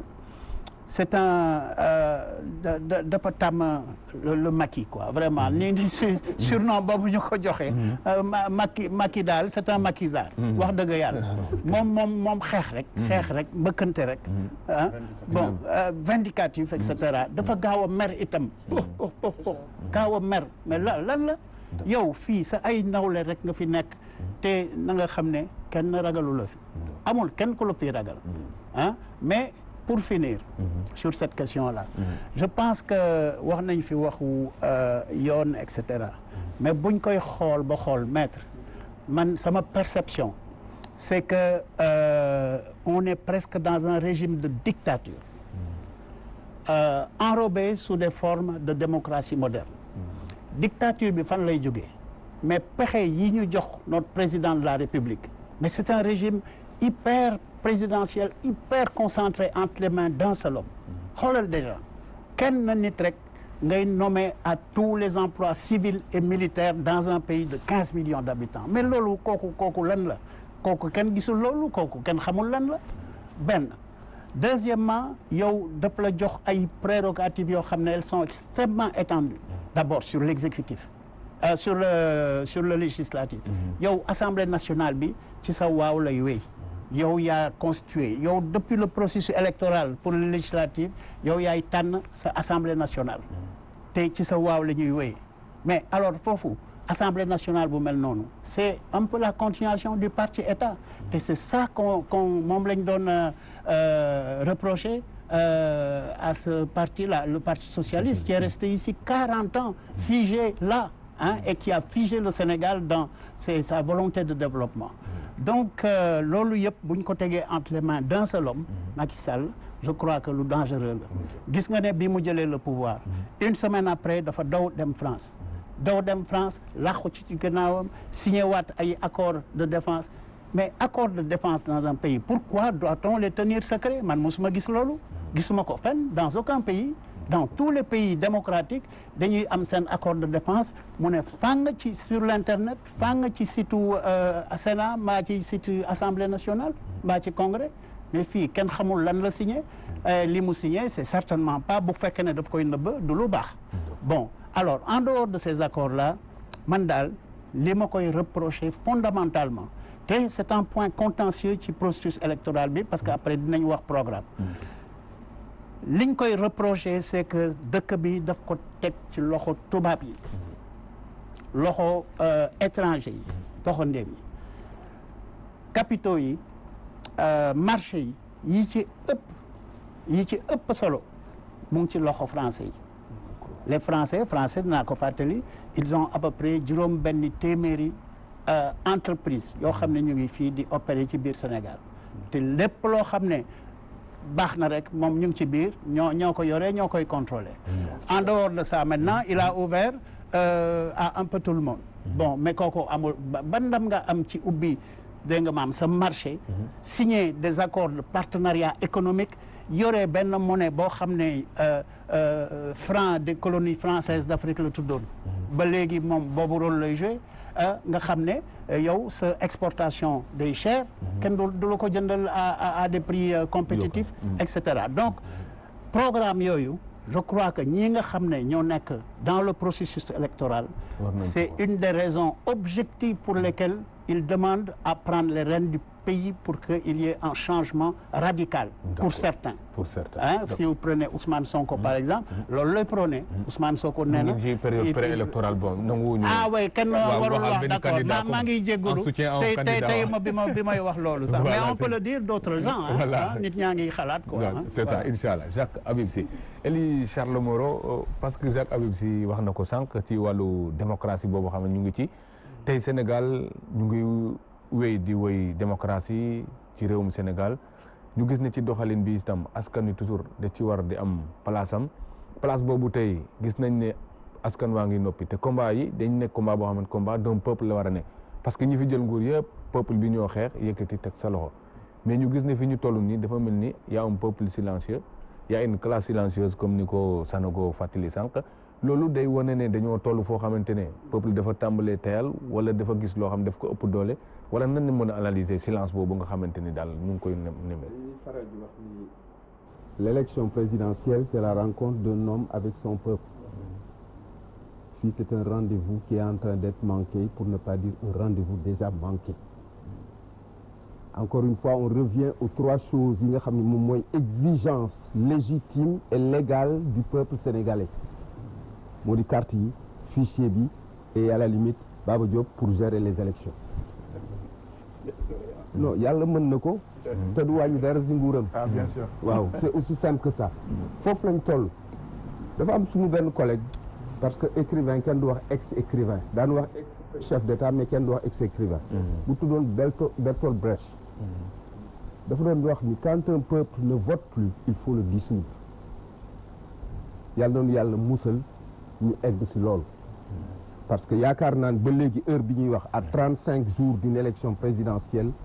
celui qui a le dernier mot et tous les pouvoirs va dire que ni fi mu nekk encore une fois je n'ai rien à perdre on le fait et je mets les cartes sur la table ndam dong la ciy génn dana am nag ay frustration parce qu'il gère et des joies et des peines et des triomphes et des échecs ak des frustrations aussi mais il doit agir en monstre froid le malentendu a commencé le jour où il a pris le pouvoir en oubliant que ni il était devenu finalement non pas le chef d'une coalition ou d'un parti mais le chef de tous les Sénégalais même ceux qui ne le tolèrent pas en photo. Les 35% yi voté wu leen. Même ceux qui ne le tolèrent pas en photo. Et qu'il n'avait qu'un vivier. Baba Diop lii la mën bokkuñu parti mais dama koy jël. Parce que le premier parti du Sénégal il s'appelle le Sénégal. Les militants c'est des Sénégalais et des Sénégalaises. Qui se réveillent au Sénégal ou dans les diasporas. waxtaan bi dafa commencé neex. parce que Ousmane da nga wax sànq benn chose. Macky nee na société civile. politique lañu. mais il a raison. Cagoulé. Il a raison. xam nga ce serait triste qu'ils disent que c'est des politiciens. parce que la nuance est importante.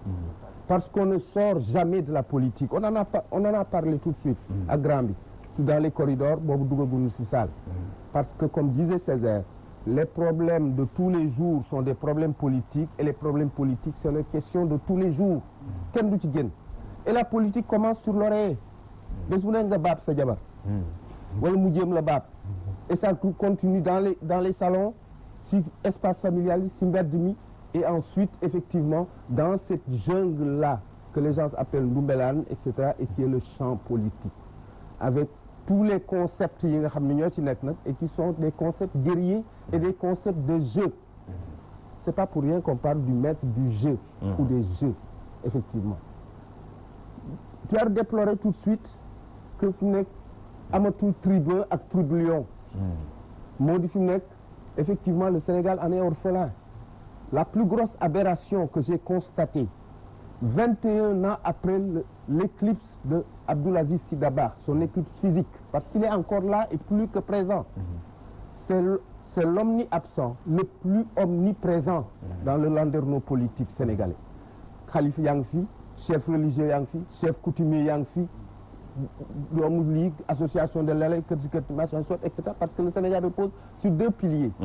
Un pilier cultuel et un pilier coutumier. Mais quand le Sénégal où les Sénégalais commencent à avoir peur, du douter, de préoccuper, etc. C'est Seigne Abdoul Aziz Sy Dabakh qu'on dépêche avec ses discours et ses sermons. Kooku rek déjà, c'est montrer que ni y a quelque chose qui ne va pas dans le pays. Je crois que ni fi mu nekk nous devons faire une introspection. Le malheur moo di fi mu nekk les Sénégalais sont la gente humaine certainement la plus paresseuse qui puisse exister parce que fi mu nekk da ngay toog ba mu yàgg tu te dis que ni en fait mënoon nañu sax bañ créer état civil bu nit ñëwee di déclarer monsieur cherché nga daan damay déclarer sama doom ñun la jigéen la ñun la Awa Yombe nga ni góor ñun la Adama Yombe parce que fi mu nekk effectivement on ne se préoccupe du sort du Sénégal que quand on arrive à des échéances ou sur des dernières lignes droites comme ça c'est ça qui est nul je crois que ni fi mu nekk toog yi ñuy toog nii ça va être prolongé quand l'émission va sortir pour que nit ñi xam ne luy jot na ba léegi aussi et que finalement même si le consensus semble être derrière nous les dialogues semblent être derrière nous effectivement il y a des possibilités de se rattraper pour que tout le monde revienne à lui-même la troisième chose pour laquelle nag je dis que ni waxtaan bi commencé na neex moo di fi nekk maître dafa commencé campagne mais moom si boppam Jacques Habib daf ko feelu dafa commencé campagne moo di fi nekk déjà il part plus vite que la musique li mu doon étaler nii c'est l'idéal de justice nekk duñ foofu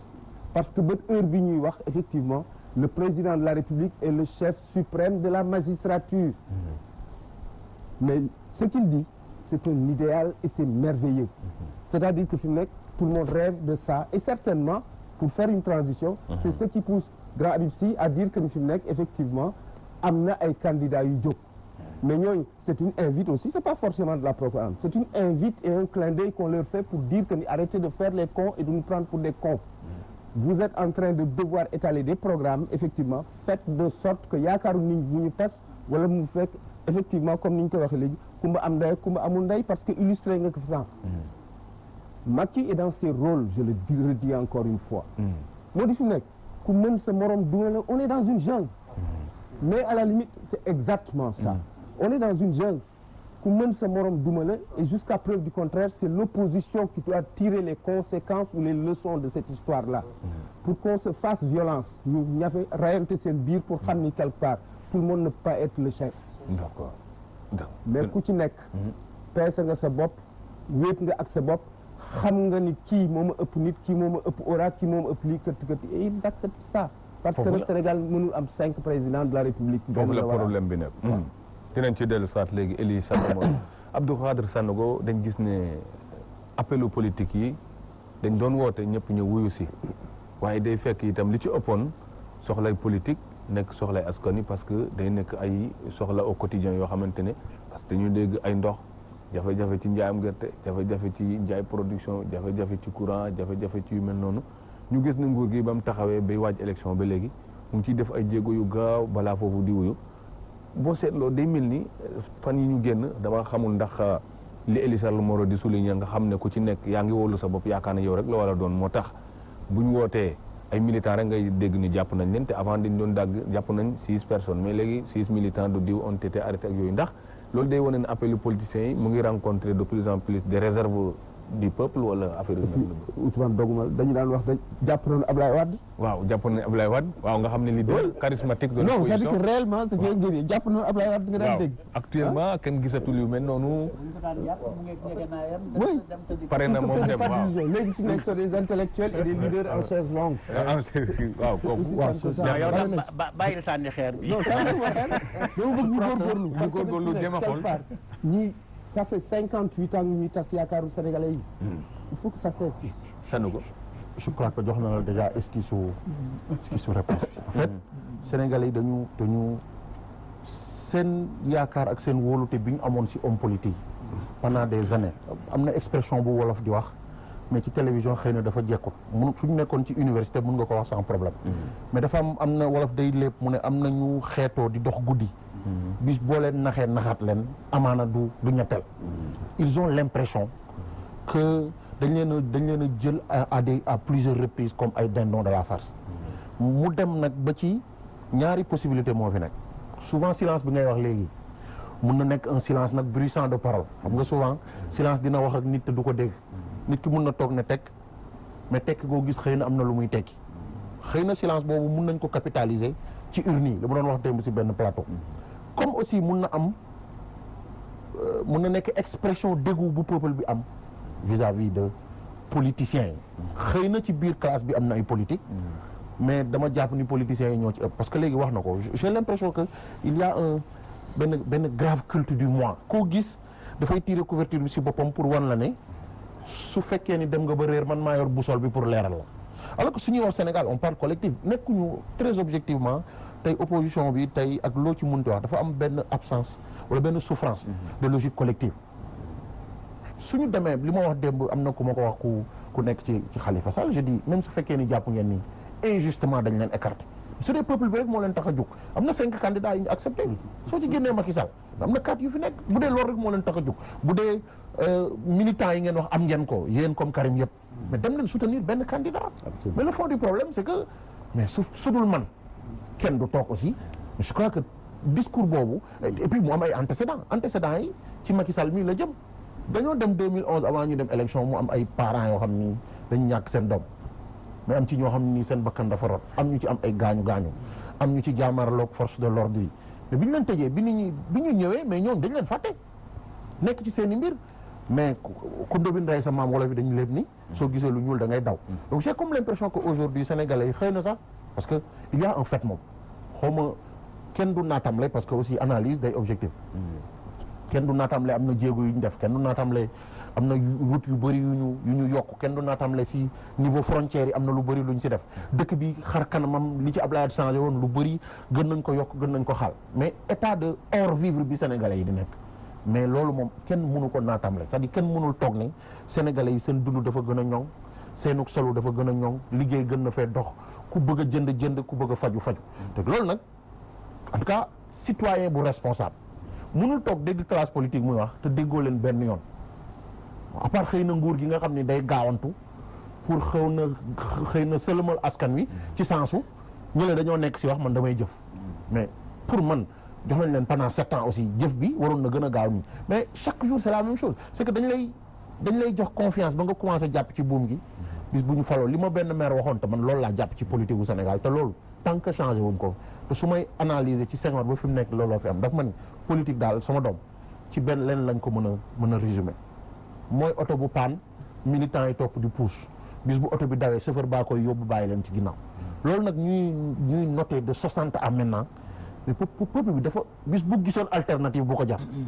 xëy na mu mun a jógal boppam. mais loolu moo jafe ndax candidat yu baax rek la ñu am ñun. waaw non bu la promettre da ngay naan. wax mais attention c'est que xam nga candidat yu baax. ça dépend de ban signification la ñuy jox. maanaam li ñuy digg askan wi lu baax rek lay doon loo xam boo ko déggee sa xel dal. mais waaw mais xam nga homo sénégalais si tey soo fa ñëwee est-ce que ñii nii nga gis ñi ñëpp malgré que ñenn ñi ngi wax français fa ñu ngi wax.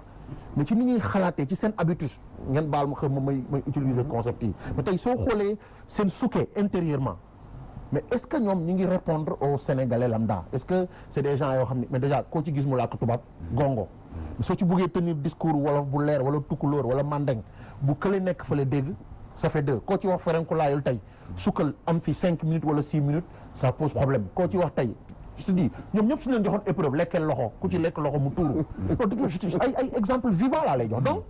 mais ñooñu dañu nekk quelque part en fracture et en déphasage avec préoccupation au Sénégalais yaa ngi wax baax oui c'est de grands intellectuels effectivement mais tey kan moo fi même ki nga xam ne nii paysan bu nekk au fin fond du Sénégal la mais am na yéene pour Sénégal peut-être que dañ ko joxul occasion mu wax li mu xalaat wax li mu mais donc à ce rythme soo leen di juger ci discours yi ak ci promesses yi mais attention même ñi fi nekk nii di wax kan moo ñu wax ni suñu toogee ñoom aussi nga jox leen mbir yi du ñu def comme li fi nekkoon parce que boo jëlee kaaw Macky Sall tey dafa yee ñu bëri moom dafa nekkoon ci opposition boo xam ne nii mais liñ doon parce que quand même quoi qu'on puisse dire contexte bi Abdoulaye Wade ñëwee si réew mi c'était un contexte boo xam ne nii dañ ñëwoon ku nekk ci opposition pendant 25 ans kon kii nag moo xam soxlay Sénégalais mais ku ñëw Sénégalais yi Abdoulaye Wade ak ni mu amee benn relation filiale entre moom ak Sénégalais waxuma PDS je parle de Abdoulaye Wade l'homme Abdoulaye Wade ni mu amee benn relation filiale entre moom ak Sénégalais mais ñu dem ba démettre kooku teg la yow te ñëpp xam ni lu ñuy wax politique moo la ko ëpp bu ñuy wax niveau intellectuel du sa morom bu ñuy wax vision yow moom c'est comme le jour et la nuit ñu teg la fi mais bi mu ñëwee ñu dañoo yaakaaroon ni la mu diggoon askan wi yëpp dinañ ko gis mais ñu gis ñuy sempi benn te booy analyser loolu doyen wax na ko léegi dañu am impression que Macky Sall ñun dañ ko fal ci jeunesse bi dañ ko fal ci contact bi mu am ak peuple bi mais derrière utiliser na nag benn concept sax bu ma reetaan loo has been yi muy wax entre guillemets man ñeme ma ko wax moom xëy na mun na ko wax ndax kilifa la mais has been yi muy wax ñun bi ñu excès dañu jàppoon ni principe bu méritocratie moo fi dox du ay affaire clan wala ay affaire partisane c'est-à-dire man ci parti bi laa bokk ou parti bi laa bokk ou sénégalais dañu am impression dañu leen di fàtte mujj gi sax dañuy jouer à ce jeu hypocrite là d'aller prendre une carte même su fekkee ne ñoom adhéré wuñ de mais ils se disent dans leur tête soo bokkul ci yëf yi kenn du la jox cër bi nga war a am or sénégalais daf ci am ñoo xam ne nii ci seen xarañ ci seen mën li ñuy def bokkuñu benn parti te soo leen joxee li ñu war a doxal askan wi rek moom moo leen fi féete mais léegi politique dafa yàq mbir yi de telle sorte tey même man su ma jugoon pour dem mën a bëgg a wàcc si mbedd mi wala ma def non damay sa njaboot ñu la jege ñoo lay wax yow kilifa nga am nga doom am nga famille am nga yaay ñii am nañ li ñuy am ci dund gi ba pare est-ce que jar nañ ko les gens ils disent est-ce qu'ils en valent la peine mais je suis convaincu que bu Sénégalais yi parce que sonn moom def nañ ko mais kan mooy porter ñoom seen préoccupation yi ba parce que il faut pas attendre à 2 ans ou 3 ans parce que bugguma wax benn candidat am 2012 am ñun ñu ngi fi woon bi affaire yi méttee am na candidat yu bëri yu jóg ñoom fu ñu nekkoon ñoom ñu ngi woon seen administration ñeneen ñi ngi woon di mais ñeneen ñi ñu ngi woon dans les affaires am na fi ay anciens premiers ministres tey am na ñoo xam sax si opposition bi lañ nekk su ñàkkul ndox mi mais kan nga ci gis mu ne tijji naa sama buntu kër teg raccord di wax ni citoyens yi dëkk sama environ te amuñu ndox kan nga ci gis muy dem ci dëj yi di fay ordonnance yi di sénégalais yi loolu la ñu soxla. parce que c'est moins cher que parrainage ak campagne électorale. mais bien sûr mais def xaalis bu bëri si parrainage def xaalis bu bëri si campagne. te sénégalais yi la jege léeg-léeg sax say mbokk yu la jege la ñuy doon. suñu amee soxla duñ la gis yow tam boo leen soxlaa duñu la wuyu si foofu lañ toll fi mu nekk nii. le combat est un combat légitime à mon avis mais amagul. combat mënul légitime ci démocratie que su fekkee ni peuple bi daf ci ñoo adhéré et jusqu'à l'heure où on parle foofu le problème bi am donc ñoom seen combat nañ bàyyi plateau yu métti yi nañ dem convaincre sénégalais yi ñu ñoo adhéré à leur cause mais en respectant un principe sacro-saint c'est le principe pacifique li ñuy def yëpp mun nañ ko def sans tambour ni trompette xatax du fi jug bal du tàkk su boobaa urne yi mun nañ régler le problème mais nag su ku nekk ne su dul man du sama morom ki fi nekk dina amaat beneen mandat te bu kenn wax jinne ko voté. d'accord dinañ ci ñëwaat léegi Abdou Khadre Sanogo Maître Baba Diop parce que peuple bi dañ leen ñu jox leen ñu exercer seen souveraineté Jacques Habib Sy wax ko muy référendum ba ñu waxaat ko muy parrainage bi ñu ne looy posé ak fan nga toll ñu ne kon pour nga mériter confiance au peuple bi il faut peuple bi wane ne wóolu nañ la doy nga leen mais loolu dem ba indi jafe-jafe ci réew moo xamante ne ñu ngi woote depuis 1848 loolu itam nan nga ko mën a jàngate ndax dafa am lu waroon tegu te teguñ ko ak lu ñu teg itam waroon tegu. dëgg la en fait dama bëggoon rek préciser. parce que sànq ñi ngi doon wax ci régime c'est vrai il y a un idéal. loo xam ne bu fi nekkoon mooy gën a ki demee noonu. mais bu ñu fàtte ne aussi Macky Sall dafa ñëw fekk fi régime. boo xam ne am na ñu fi jaar ñoo xam ne ci loolu la ñu wéy ñeneen ñi et cetera. bon moom ñëw na mi ngi ciy jéem a yokk dara pour xool lu ñuy gën a amee démocratie wala boog loo xam ne bu ñu ko defee dinañ assainir suñuy finances yu demee noonu. je pense que ci contexte boobu. ci la xalaatee parrainage bi parce que demoon nañu ba di xool par rapport au nombre de candidats dafa mel ni dañu demoon ba banaliser la fonction de président de la République donc il fallait que au moins ñu xalaat loo xam ne genre filtre boo xam ne dinañ seet ku am légitimité ak ku ko amul moi je pense que c'est vrai au début man personnellement j'étais un peu réticent ci parrainage bi mais en fin de compte je me suis rendu compte parce que bu ñu xoolee résultat au conseil constitutionnel ba dem ba gis ay candidats yoo xam ne ci 2 régions kese lañ am ay parrain mais ñooñu bëggoon ñëw naan dañuy coûter 400 millions ou 500 millions ñu ay bulletins nangam pour nekk candidat à l'élection présidentielle parce que loolu boo ko xoolee di nga ne bon quelque part est-ce que parrainage bi baaxul loolu benn la maintenant nag l'autre chose mooy ni ñu ko dugalee mise en œuvre am nay rëq-rëq parrainage bi ni mu ñëwee d'accord naa ci ni ñu ko defee parce que aussi mi ngi door a dugg si bien que y avait parrainage yu candidat indépendant yi avant mais bii dafa wuute te wuute bi moo tax rëq-rëq yi ñàkku ci mënu cee ñàkk parce que dafa mel ni lu ñuy doon door a essayer la wala yu demee noonu te je pense que dinañ ci tirer ay leçons lii mu demee nii dinañ ci tirer ay leçons te rëq-rëq yi ci opposition bi am mais moom la ci parti au pouvoir am c'est-à-dire que peut-être parti au pouvoir xëy na dañu gën a pare gars yi wala ëpp leen moyen mu imposer wu ci seen kaw loolu aussi mënuñu ko weddi mais parrainage bi ni ñu ko bindee ak conseil constitutionnel bi ñu ko dénk ni ko loi bi waxee la ko conseil constitutionnel defee amul benn virgule bu ci changé c'est vrai bëri na coow nu ñu contrôler affaire yi est-ce que baax na baaxul kërëb mais loolu noonu la ko loi bi waxee loi bi daf ne parrainage bi article L57 bu code électoral bi nga xam ne moom lañ intégré ci code bi ci mu teg parrainage daf ne conseil constitutionnel mooy définir modalité contrôle lu parrainage mais vérificateur société civile yi ñu ci dugal fu ñu ko bind pourtant dañ ko waxtaanee conseil constitutionnel d'accord ñëw leen ngeen xool donc lépp conseil constitutionnel waxtaanee na ko ak mandataires yi nangam ba ñëpp soobu dugg après nag résultat yi bon ku nekk mën nga wax parce que ni ñu ko appliqué noonu la ko loi bi waxee boo amee ay doublons comme ni ko doyen bi waxee sànq lu tax ñuy wute ay 2 millions bu ñu amee moyen wut 2 millions xañ ko ñeneen ñi mais man gisuma lu ci ne dañuy politique man bu mu mënee am sama morom du am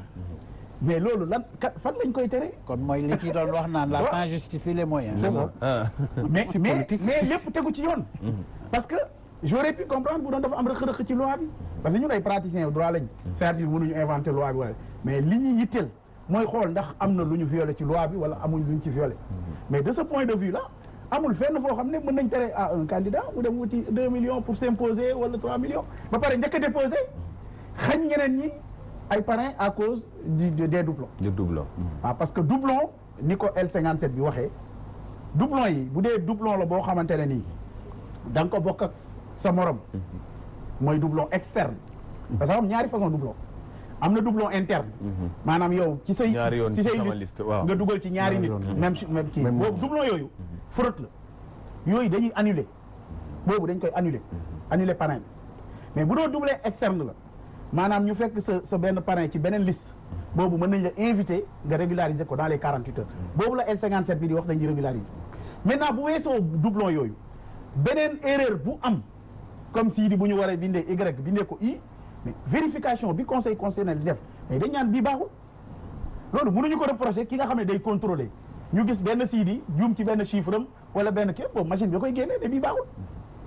loolu moo fi ne et loolu lépp dafa tegu ci yoon dañ ko bind ci texte yi peut-être que l'opposition était mal préparée wala en tout cas je sais pas mais loolu yëpp du lenn loo xam ne am na violation benn texte bu loi bi prévoir mais yoon dañ koy jubbanti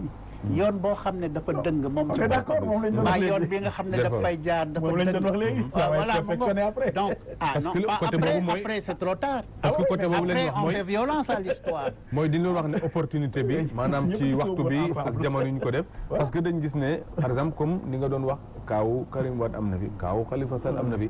am ñu wax ne corps de contrôle yi nga xamante ne ñooy contrôler ñëpp ñoo leen contrôler ñu xool nag opportunité bi pour suivre ke ak pour suivre que le est-ce que sur ce plan aussi gisoo ne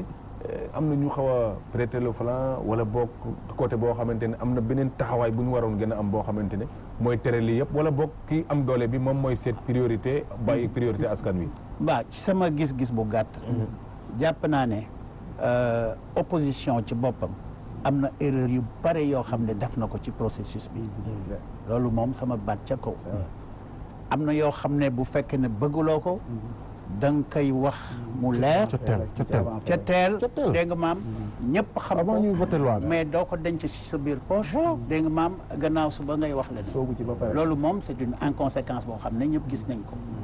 mais du opposition yëpp am na opposition yoo xam ne def nañ li leen war am nañ constance ci seen am nañ position. constance ci seen position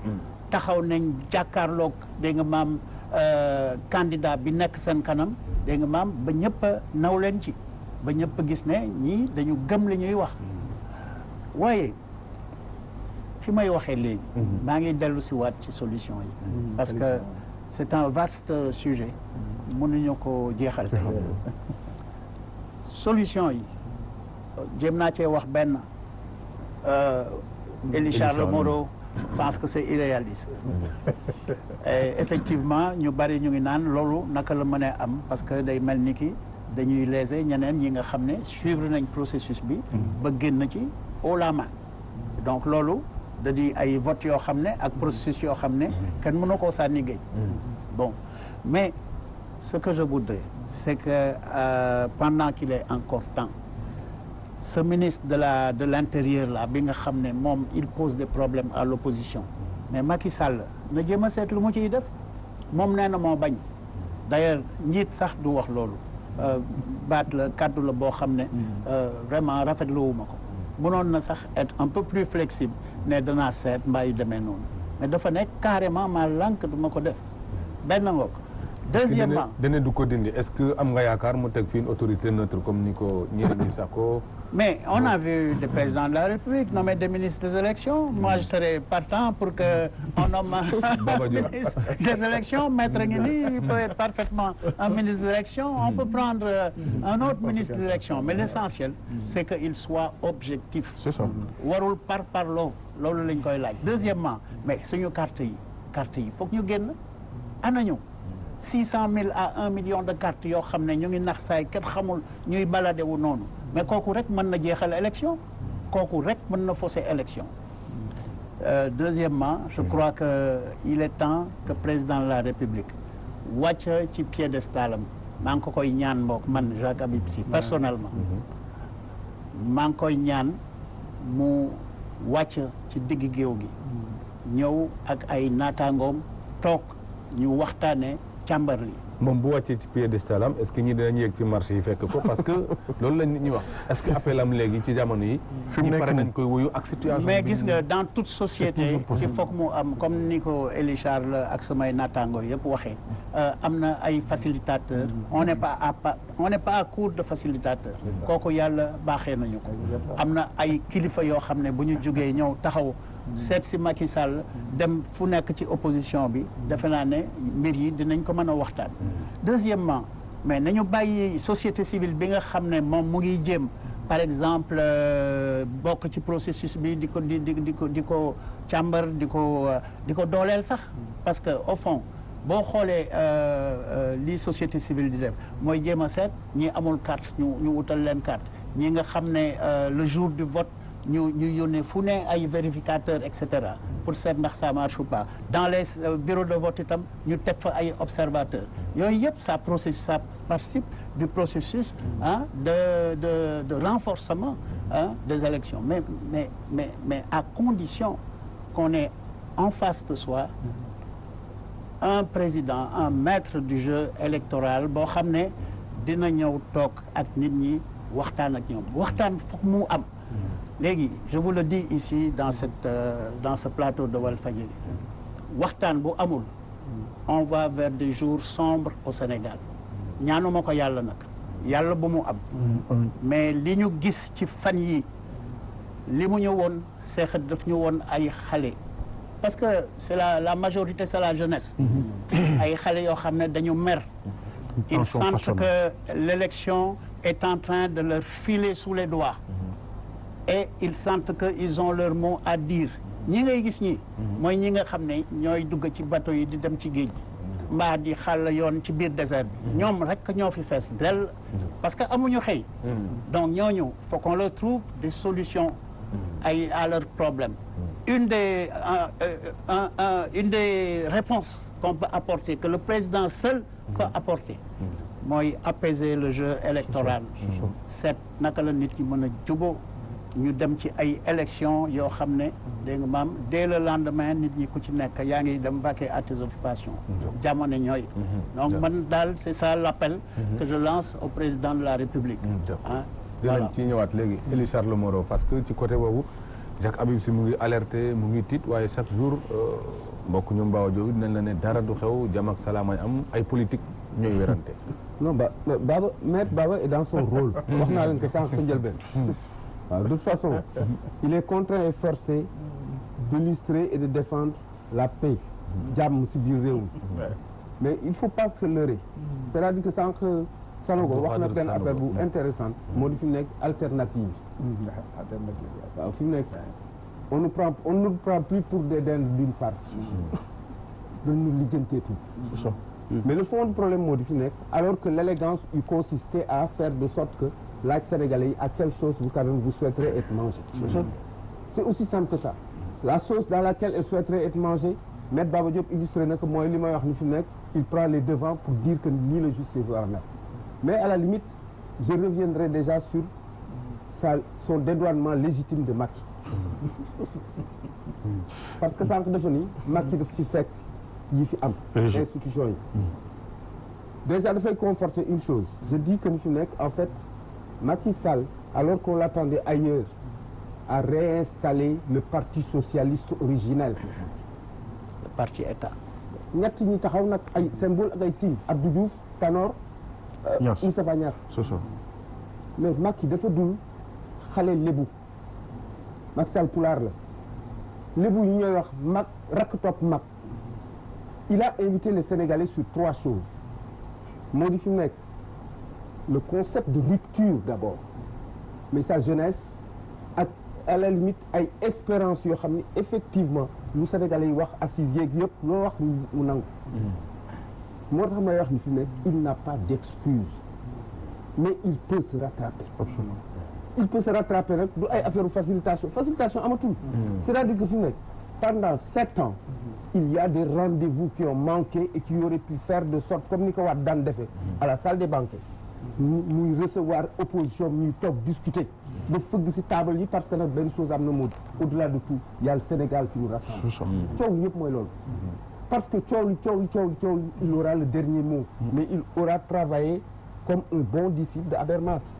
le consensus waaw waaye yooyu amatu fi xam nga cette phrase là baal ma rek mon cher Elie Moreau gis nga cette phrase là elle est importante mais il est dangereux d'assumer et là je parle directement au chef de l'État il est dangereux d'assumer que dans la période où nous nous trouvons tey ci Sénégal gi que nit ñi danañ ko bàyyi mu dérouler programme bi nga xam ne moom la bëgg a dérouler. foofu mënul am. loolu moom du am. boo yóbboo mu dindi ko ci xelam. wax nañ ko sànq. et je parce crains que loolu aussi il faut être. on n'invente pas de roue. Il faut toujours se méfier d'un peuple qui sait qu'il n'a plus rien à perdre te foofu lañ toll. parce que ñoom jàppuñ ne lii opinion peuple bi la day jàpp opinion quelques membres du peuple. Dieu ne parlera jamais. Dieu agit en symbole et en signe di ko jaarale si ay nit. C'est ça. Le malheur moo di il corse les choses parce qu'il dit que ni waxul ak idiot yi. ulul albaab yi lay wax les gens qui réfléchissent. Quand on décrypte les symboles et les signes oto yi ñu commencé taal pneu ñu kërti amoon na fi. C'est ça. mën nañ ko éviter. nee naa leen fi mu nekk coow li soxlatul consensus. Macky Sall a le dernier mot il lui appartient de dire que je n'ai rien à perdre au fond je n'ai rien à perdre. mais moom li mu mën a changer li mu mën a changer ci règle li bëreetul parce que à 6 mois des élections. Macky mënatoo dugg ci. le président de la 6 mois non on est à. Mais c'est bien. 37 jours. waaw à 37 jours lan la modifié. Il change le ministre de l'Intérieur. nee naa Il retire l'organisation de l'élection. xoolal est-ce que Ousmane mën nga ma may fii rek benn kàddu bu ndaw bi. waaw man bu ma doon Macky Sall. xam nga lu may def. d'abord danaa opposition mais balaa ma leen di ak ñëpp ku jë politique gi yëpp balaa ma leen di am na ay actes forts yaa xam ne dama leen di poser. Je vais nommer un directeur des élections qui est en dehors du jeu politique. Neutre benn. Deuxièmement sama rakk ji nga xam ne ñoo bokk ndey ak baay dama koy dindi foofu ma ko teg ne ko génnal sama soxna si nga xam ne maa ngi koy utal ay fonds fu ne te yooyu ay fonds politique déguisé la muy dem di joxe fu nekk et cetera dama koy wax clairement ma ne ko génnal ci lii du sa wareef ak peuple sénégalais ñu arrêté loolu bu ko defee dina indi apaisement mais loolu rek doyul parce que yaayu dafa xam nga juróom-ñaari at yi ñu génn dafa bare ay crime économique yoo xam ne xoolal 94 milliards yi ñuy wax ci temps yi c'est scandaleux kenn nit ou un petit groupe de personnes yoo xam ne mën nañ akimoo juróom-ñeenti fukki milliards ak ñett pour ñoom rek mais sur la base de faux tey rek léegi bi may ñëw ci élection dafa am ñu yëg ne maa ngi ñëw fii ci Walfadjri ñu ne ma mais ngir yàlla waxal ñu ne terrain boobu nekk fële Guéréo diggante Guéréo ak Somone am na benn tubaab boo xam ne moom lañ ko bëgg a jox te ay xawma une trentaine d'hectares suuf su yaatu ñooñu nekk foofu lébu yi séeréer yi ak des gens qui avaient acheté de terrain ñu ngi nekk ci jàqare loolu pour lan ana la ko fi jar dans le domaine fluvial le domaine public maritime etc. te loolu c'est un seul des scandales je peux pas bon c'est dommage que Modignan ne soit pas là parce qu'il aurait certainement pu faire n'est-ce pas l'économie de cette corruption là nga may ma eggale prolonger pour ne pas dire tontu Jacques Abdou gis nga li nga wax ni c'est un vœu pieux c'est merveilleux mais le président de la République le dernier tube qu'il a fait nu mu tudd du ma ko def c'est exactement ce qu'il va faire du ma ko def parce que fi mu nekk je ne dis pas qu'il est têtu mais je crois que fi mu nekk bu jàppee dara il est difficile que mu desserrer loxo foofu lañ toll et à la limite heure yi ñuy toll nii moom donc moo mën a décanter ay situation encore faudrait-il trouver des facilitateurs pour lui parler sauf s'il est sage l'opposition va parler par la force des choses parce que ñetti opposant la man ñetti opposant laa gis Idi Ousmane Sonko El Hadj Issa Sall Madické à la limite pour man du opposant C'est le candidat du pouvoir. Non parce que fi mu nekk il n'a pas la bénédiction de mon vieux copain Abdoulaye Wade d'accord li Charles parce que yaa ngi wax ne président bu jàppee dara mais Abdou Khadre Sanogo aussi mu ngi dépendre ci lim jàpp président bu jàppee jaan ci digg bi aussi du heure bi la koy sànni muy dal ci ko am est-ce que yaakaar nga ne tey bu woote woon sax kan ak kan lay woo ñi bokk kese ci élection bi parce que pare naa nekkatul lu ñu mën a dindi wala ñu del ci gannaaw bu woowee ñële déjà ñoom ñu ngi ci tuusi est-ce que da leen di woo ñuy observer wala ñu waxtaanal ñee pour ñu am jàmm parce que loolu dafa mel ni mooy yóbbu askan wi léeg-léeg bañ ne Sénégal kenn falatul mais dañuy folli rek à 65% à nangam % est-ce que côté boobu yaakaar nga ne woote war na mën a jur lu am solo lu tax xel dal ci diggante politique. Moi je crois que c'est vrai que du sax pour man fi mu nekk nii du sax opposant yi la war a waxal peuple bi la war a waxal acte yi muy posé jëmul si opposition bi acte yi muy posé si ñun ñi nga xam ni si cause bi suñu bopp la nekk waajur yi nga xam ne ñu ngi wax lan mooy xew ñi nga xam ne ñu ngi ne sama liggéey bi ñi nga xam ne ñu ngi ne man sama yoon nekkul si politique mais li may daw suba ba ngoon su fekkee ni këpp nañ ko fu ma jëm ñooñu lay waxal acte fort bi muy posé nag c'est tellement simple du pour man jabaram rakkam yooyu yëpp après mais ci élection bi nii ci 35 jours yi xam nga lu ñu soxla mu nañu bon ni ma gisee yëf yi di demee nii te li ma lay wax nii du aju sax muy am ñuy intervenir xam nga conscience dañ ni mooy guide éternel d'un être ignorant et borné mais intelligent et libre su waxee conscience am mu déglu moo la gën a xam ni lii mu bëgg a jëm nii sénégalais yi pour leur majorité ànduñu si acte fort bi mu gën a mën a posé mooy mu yeewu suba mu ne écoute nommé naa koo xam ni mooy chargé wu si élection ba pare aussi mu def benn déclaration à la nation c'est-à-dire du ay woo opposition parce que je sais que ñoom aussi dama dégg Ousmane Ngom benn jour mu ne non bi Wade nommé chargé des élections looloo nekkoon première reculade du régime bi après ñeneen ñi profité xam nga si biir politique aussi souvent sooy dàq nit bu xawee reculer tuuti damaa wan ginnaaw bàyyil ma pour chasser ko donc du opposition bi lay waxal day wax ak peuple bi def déclaration ne ni ma gisee yëf yi muy demee nii nit ñi ñu ngi am jaaxi jaax pour montrer suma bonne foi élection yi teg naa ko ci loxo koo xam ne nii xëy na ku neutre la lu munti am si élection yooyu na jaar yoon te dinaa ko nangu mais malheureusement soo xamee l'homme bugguma dugg ci psychanalyse u personnalité bi bugguma si dugg mais si vous connaissez bien l'homme on va vous dire c'est un géologue qui parle de géologue parle de pierre parle de intériorité de la terre du Macky Sall mi ma gis nii moom à quelques 35 jours du Abdoulaye Wade xam nga les gens ont dit oui dafa am parcours politique fi mu jaar xam nga am ay poste de responsabilité bokkul ak nga nekk un politique au sens propre du terme Abdoulaye avait la chance de côtoyer Senghor Abdoulaye avait la chance aussi di xam kan mooy Abdou Diouf xam nga Diouf li ñu ko munti reproché yëpp tey ci histoire du Sénégal da ngay ni peut-être moom mooy homme politique bi gën a froid moom tey soo doon def bilan moom nga ni moo fi gënul def dara mais quand même gis nga politique dafa am concept de gentleman même su dee concept anglophone la mais concept gentleman da nga koy nekk de mu fekk si la ci biir doxalinu politique mais du nekk loo xam ne nii dafay ñëw imposer aussi yow mais soo xoolee Macky Sall je crois que doyen wax na ko sànq acte bon je veux pas dire ci kilifa gu toll ni moom may wax d'inélégance mais tey sooy xool gentleman au sens propre du terme mooy li Abdoulaye defoon nit ki la jàpp di la tëj di la dóor di la brimer nga gagné élection yi tendre ko loxo dem jaale ji yaayam yëkkati loxom ba ci kaw yónni ko mais waa ji bi mu ñëwee si nguur gi acte yi mu posé yëpp daf lay wan ni c'est quelqu'un boo xam ni très vindicatif buy fayonte wax na ko sànq buy exercer benn certaine revanche sociale ñi nga xamoon ni dañ ma doon wax d'ailleurs dans sa tête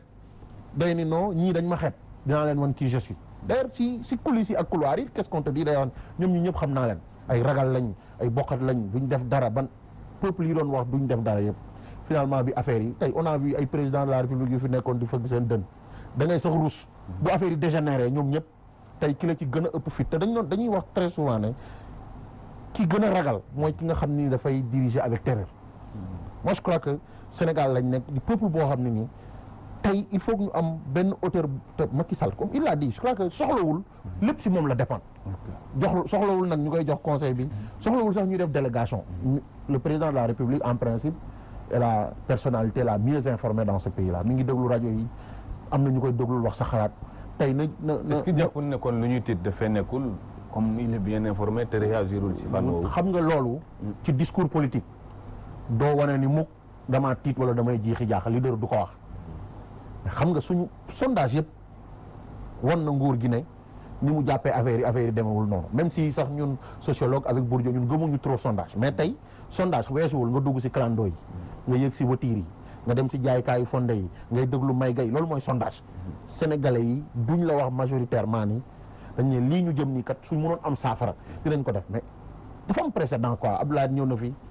mu dalal xelu ñëpp d'ailleurs gëwuma ni sax jour bi muy def déclaration ne génn naa Ousmane Ngom ci élection yi est-ce que même Ousmane Ngom était informé je ne crois même pas dafa ñëw ba si mbooloo mi ñëpp di ko dégg mu ne dinaa wax ak presse internationale ak presse nationale di leen wax ni bis ni ki tey changé naa fi mais bi mu ko defee da nga gis opposition bi mais ils ont commencé quand même à avoir de l'assurance par rapport ak élection yi ci nga gisee ñoom ñëpp ñoom Macky Sall ak ñëpp ñu xam ni donc mais su neexoon Abdoulaye si coobareem rek su dëgëroon bopp mu ne élection yi maa ko gagné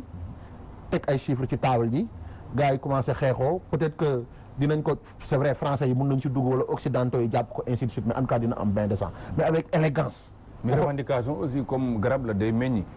waxoon nañ ne ñu nommé autorité neutre ci élection yi. waaw est-ce que bu ko defoon tey amul yeneen jéego yoo xamante ne. parfait loolu laa moo tax ma ni bu mu wax ak opposition parce que aussi. ci science politique il est évident que bis bu waxoon ni changé naa ci période bi. ñu ne mu gën a jox force opposition bi mu avancé. mais peuple bi lay waxal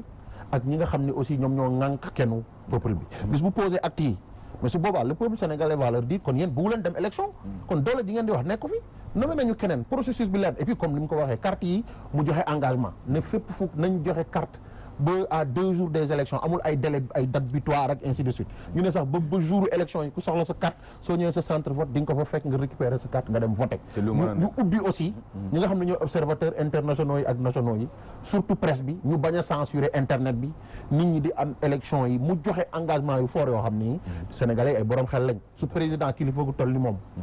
dik ñu ne dina def élection yu leer changé na su boobaa opposition bi su génnee si mbedd bi kenn du leen topp dañuy dem voté ji et su fekkee ni am nañ nom su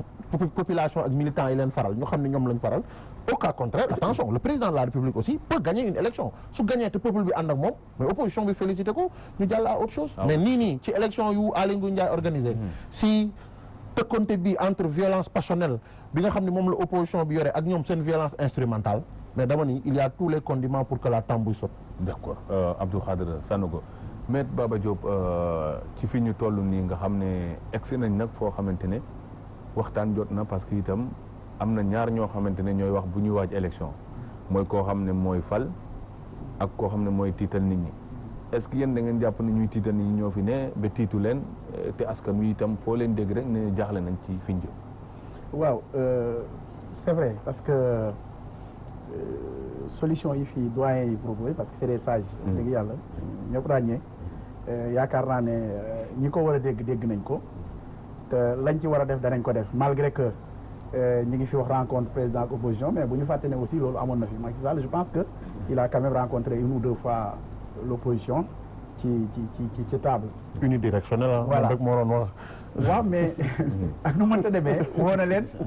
ensuite woowaat leen parce que man fekke woo donc je sais pas nan la demee mais je sais que daal rencontré na leen instauré woon na fi dialogue national waaye voilà ensuite woowaat nañ leen gars yi gedd waaw mais xam nga aussi comme ni ñu ko waxee ñoom ñëpp dañu xamante c'est ça am na loo xam ne mi ngi seen diggante loo xam ne ñoom ñoo xam seen biir mais ñun li ñu mën a constater mooy au moins manifesté woon na ay intention pour rencontrer leen ensuite problème mu carte yi ñuy wax man am naa chance su sori ci ak ministre bi ki demee noonu dëgg la am na ay jafe-jafe au niveau de la direction de l'automatisation des fichiers am na quelques erreurs ci ay cartes loolu mënul ñàkk booy confectionner des milliers ou millions de cartes bon forcément ay machines la ñu mën na am erreur am na fay quelques erreurs yu ñu noté dëgg la mais cartes yi chaque jour ñi ngi publicité ci télé yi ak ci rajo yi que am na ay stock yu nekk ci commission yi les cartes sont là yu bari en tout cas ñu ngi ci boo demoon ci ay commission préfecture yi demee noonu di nga fekk ay cartes et sénégalais ñu bari dawuñu jëli seen carte je ne comprends pas je ne comprends pas cartes yi nit ñi di réclamer les cartes sont dans les commissions et seen i borom mënuñu dem jëli ko te li yéeme mooy fi nit ñi wax ne jël si wuñ ko am na ñoom ñu ngi wër seen carte man te cartes yi daal ñu ngi ci commission yi waaw boo demoon tey jii préfecture Dakar da nga fa fekk ay cartes ba donc loolu cartes yi je ne sais pas mais mi ngi fi ensuite fichier électoral bi mais fichier électoral bi ministère de l'intérieur moo koy gérer parce que ñoom ñooy gérer seen i élection c'est normal c'est vrai mën nañu wax la personne de Aly Ngouille et cetera militant wu APR la ça aussi c'est vrai mais objectivement qu'est-ce qu'on lui reproche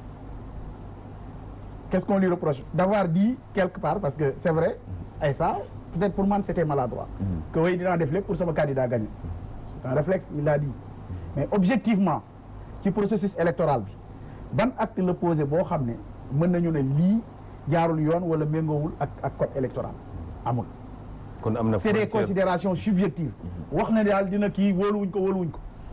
loolu je pense que c'est très subjectif mënuñu ñëw rek ne wóoluwuñ ko na ko fali bon je comprends aussi président parce que président mënuñu ko reprocher de ne pas avoir la même sagesse que Abdoulaye Wade et cetera bu bëggul def naan bëgguma bu du ko dul def danaan defuma ko amul diplomatie boobu peut-être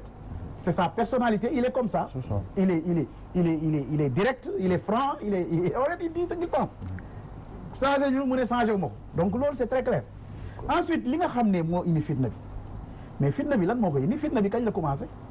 bi conseil constitutionnel génnee liste bi invalidé ñaari nit moo indi fitna bi de parce que avant c'est vrai opposition bi ñoo daan nekk seen i salon di wax way duñ ko nangu avant kërëb élection du fi am loolu rek lañ fi daan gis li fi daan dégg mais coow li mi ngi commencé bi conseil constitutionnel invalidé candidature Karim ak Khalifa Sall ci la nañ commencé tàkk et cetera mais loolu Ousmane il faut que les gens ñi xam ñu yëkkati kàddu wax dëgg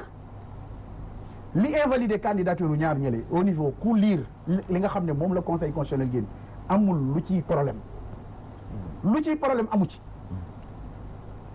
parce que Karim Wade dañu ne ko ci kii bi li ko xañ kii bi mooy du électeur amul carte électeur il a présenté benn photocopie de carte d'identité nationale boo xam ne dañ ci bind n'est pas inscrit sur le fichier électoral L27 éliminé ko loo xam ne da nga koy lire boo xamee droit amul luñ ciy werante wala boog ci jël bi la ñuy wax te waxuñ fi ñu faqastaroo. waaw non loolu yàgg na loolu passé na bu yàgg donc loolu mënuñ ci tellu si waat mais li actualité bi mooy li conseil constitutionnel def amul luñ ci mën a dindi amul lu ci am illégalité ci question que Karim Wade boobu il n'est pas électeur il n'est pas éligible après avoir changé le code non pas changer le code non code bi dañ ko changé avant décision bi di ñëw tout candidat électeur non changé wuñu ko changé wuñu ko pour être candidat il faut être électeur. le code il faut être électeur non c'est déjà dafa am lu ñu si yokk en fait non lii yëpp mi ngi fi woon boo xoolee dispositif kii bi dans la constitution tu verras au niveau de l'article 29 di nga gis qualité boobu boo demee L 115 di nga ko fa gis ci kii bi boo demee aussi L 27 bu code électoral di nga ko fa fekk qualité électeur boobu te qualité électeur dañu ne ki nga xam ne moo ko am d'abord da ngay nekk sénégalais âgé de 18 ans et cetera góor jigéen de nationalité exclusivement sénégalaise et cetera ba bañ a nekk ci benn cas d'incapacité te moom dañ ne woon perdre droit civique am ak civil am mais kon moom ci loi électorale. non am na droit civique ak politique am loolu kenn xañu ko mais entre droit civique ak politique ak condition d'éligibilité c'est différent loolu nag condition d'éligibilité loolu pour être électeur waroo nekk ci benn cas d'incapacité looloo tax moom kenn jëlul inscription ci liste électorale parce que condition yooyu moom moo lay def d'abord un électeur virtuel c'est-à-dire que si tu remplis les conditions là tu es un électeur virtuel c'est-à-dire que dañ ne yow mi war nga mën a am carte électeur mais li koy matérialiser ba def la un électeur effectif c'est l'inscription ci fichier électoral Karim n'est pas inscrit ci fichier électoral pour matérialiser son droit de vote. D'accord. Il n'est pas électeur ci côté boobu. parce que dañ ne moom exception la tribunal d'exception moo ko dugal ci cas bu. non loolu passé nañ wax jooju débat bu passé la c'est du truc on est maintenant ci condition recevabilité. bon d'accord Khalifa Sall aussi c'est la même chose. mais quand même. Khalifa Sall son cas dañ ne woon évacué woon léegi rabat d'arrêt bi dafa waroon suspensif. loolu yéen droit côté droit sax yéen a ngi ci. non c'est déedéet dafa leer nañu mooy li ma wax li indi fitna bi. mooy ñi xam ñoo waxul dëgg li nga xam ne mooy nit ñi. Khalifa Sall son problème il est très simple am na décision bu ko condamné cour d'appel confirmé ko cour de cassation rejeté seen pourvoi loolu mooy li nekk maintenant conseil constitutionnel bi nga xam ne mooy statuer ci candidature moom dafay statuer li ñuy wax sur pièce foog nit ñi xam nu conseil constitutionnel di doxee pour xam ne conseil constitutionnel amul lu ñu ko mën a reprocher ci ay questions rabat d'arrêt du sax problème am parce que rabat d'arrêt bokkul ci li nga xam ne jox nañ ko moom dans ses pièces parce que le conseil constitutionnel dafay statuer ci pièce ñoom li ñu ko jox mooy casier judiciaire nangam mais bi ñu ko joxee casier judiciaire ba pare mais procureur yi nga xam ne ñoom ñooy soytu mbiru casier judiciaire ci réew mi ñoom ñoo def bulletin yónnee conseil constitutionnel ne procureur bu cour d'appel yónnee arrêt cour d'appel bi ne yéen candidat bii am na fi condamnation yónnee ko cour de cassation aussi le rejeté pourvoi bi ñoom it arrêt boobu ñu jël ko yónnee conseil constitutionnel yor pièce bi moi je pense que ñoom dafa am peut-être quelque part ci seen dossier de candidature fu ñu fayiree parce que question boobu ñoom waroon nañ ci def note bi ñu yónnee seen casier judiciaire ñu def note ci procédure bi yónnee ko mais defuñu ko conseil constitutionnel amul benn preuve ci rabat d'arrêt yorul rabat d'arrêt yorul dara alors que ñu yónnee ko benn condamnation di définitive ci cour d'appel ak cassation mais moom loolu rek la yor ci loolu lay statuer jàpp ne donc kii amatul qualité électeur parce que mi ngi ci benn cas d'incapacité donc amul qualité électeur kon loolu moo leen c'est très clair te ñoom amuñu possibilité def recours parce que les décisions du conseil constitutionnel kenn mënu ci def recours susceptible de seuls les candidats les 5 candidats retenus ñoo mën a def réclamation seuls les 5 candidats retenu ñoo mën a def réclamation et réclamation yi ça peut porter souvent ci ay sigle ak ay couleur ak yu demee noonu. mais sinon ñoom bu ñu defee recours c'est irrecevable. te 5 candidats yu am na xëy na ba léegi balaa le 20 ñuy publier liste définitive. lu ñu bokk sax seen recours bi c'est irrecevable. ñi nga xam ne bokkuñ ci 5 yi. recours bu ñu def c'est irrecevable. d'accord 5 yooyu sax ndax leer na ba léegi. ndax alors man lii leer ci sama bopp. ndax lu naka jaar mooy ne maître Diop nous a décrit dans le détail. coup électoral bi coup d'état électoral bi niñ ko doxalee. ndëgg sërëx bi. waaw wone na ko. ñu ngi gis. xam nañu. léegi man daal je crois que li am solo wax naa ko. Macky Sall. ndegem bëgg na jàmm. ñu dellu si xelam. na ñëw ak nit ñi ñu toog waxtaan. te xam ne ñun ñii ñëpp jàmm rek lañ ko bëggal. foog nga ne fii ñi fi toog ñii ñëpp kenn bëgg na ñu am une situation où Macky dina ci ay tolof dégg nga maam ñu jàpp ko yóbbu ko fii tëj ko fële mbaa yu demee noonu non kenn bëggul loolu personne. donc moom moo war a nekk magu boppam dégg nga maam te jar boppam am discipline bu day nekki dégg nga maam même bu meree de façon intérieure daf koy denc. intelligence émotionnelle. voilà ba pare ñëw toog ak nit ñi. je crois que exactement. loolu c'est absolument important. mais je crois que lépp liñ ci doon wax def naa wax nañ ko fi. li ñu mën a def mooy sotti ci ndox ba mu sedd guy. te laaj président de la République mu def li ko war. li ko war mooy waxtaanee lii toog am benn consensus bu mag bi amoon moom il l'a rompu unilatéralement. léegi nañ jéem a seet benn consensus fii boo xam ne mën na arranger ñëpp. ñu toog autour de ce consensus là. et puis on essaie d'avancer. mais je crois qu'il y a un consensus boo xam ne il ne peut pas ignorer non plus les grands problèmes qui ont été créés par l'éviction. Ce sont des colères qui ont été mal gérées, des colères politiques, s'entend, qui ont été mal gérées au fil des ans. Li xew diggante moom ak Ablaye Wade bon Macky ce n'est qu'un successeur mais diggante moom ak Abdoulaye Wade mais na toog seetaat ko. Baye ak doom. xam nga tey Ablaye Wade il a 94 ans. ñeent fukki at. juróom-ñeent fukki at pardon ak ñeent. loolu du lu tuuti. na jéem a seet parce que tey ñaanuma ko yàlla na gudd fan yàlla na ko yàlla bàyyi suñu kanam ba ca kanam a kanam mais bu ko daroo jotoon tey dana am kersa trop kersa bu bare sax te na xam ne nit ku mel noonu da nga ko war a sàmm wormal da nga ko war a wormal voilà je crois que question yooyu on peut pas les évacuer du champ politique c'est des questions qui existent maintenant en dehors de Ablaye Wade évidemment il y a tous les autres n'est-ce pas partis politiques tous les autres leaders qui sont là ku ci nekk yaa ngi ak say mbëbët ku ci nekk yaa ngi ak say vision et cetera je crois que il est temps que daal ñu toog waxtaanee lii jéem a seet fan la ñuy dem exactement parce que c'est ça cette question là qui se pose au peuple sénégalais aujourd'hui. D'accord yow Ely Charles Moreau waxtu bi jeex na waaye gis nga ne comme solution tey capacité de dépassement boobu peut-être mu ngi fi mais est-ce que ñi mesurer nañ comme ni nga mesuré njàqare bi nga am ni est-ce que ñoom am nañ bu toll noonu parce que ñoom jàpp nañ ne ñuy xaxar ñoo fi nekk mais ñu tiit nekkuñ fi wala lu mën a taar réew mi. c'est-à-dire que Macky est encore dans ses rôles et je crois que ni fi mu nekk du ci jóge. c'est-à-dire que ça surprend tout le monde ou ça semble surprendre tout le monde moi ça ne me surprend pas il est dans la théorie wax naa ak sa njëlbeen il est dans la théorie du coup d'état permanent des trotskistes. il le met en branle et en pratique. ku mën sa morom duma la c'est aussi simple que ça benn chose daal am na moo di puisqu'on en est à des solutions et on est à la dernière phase ou dernière ligne droite de l'émission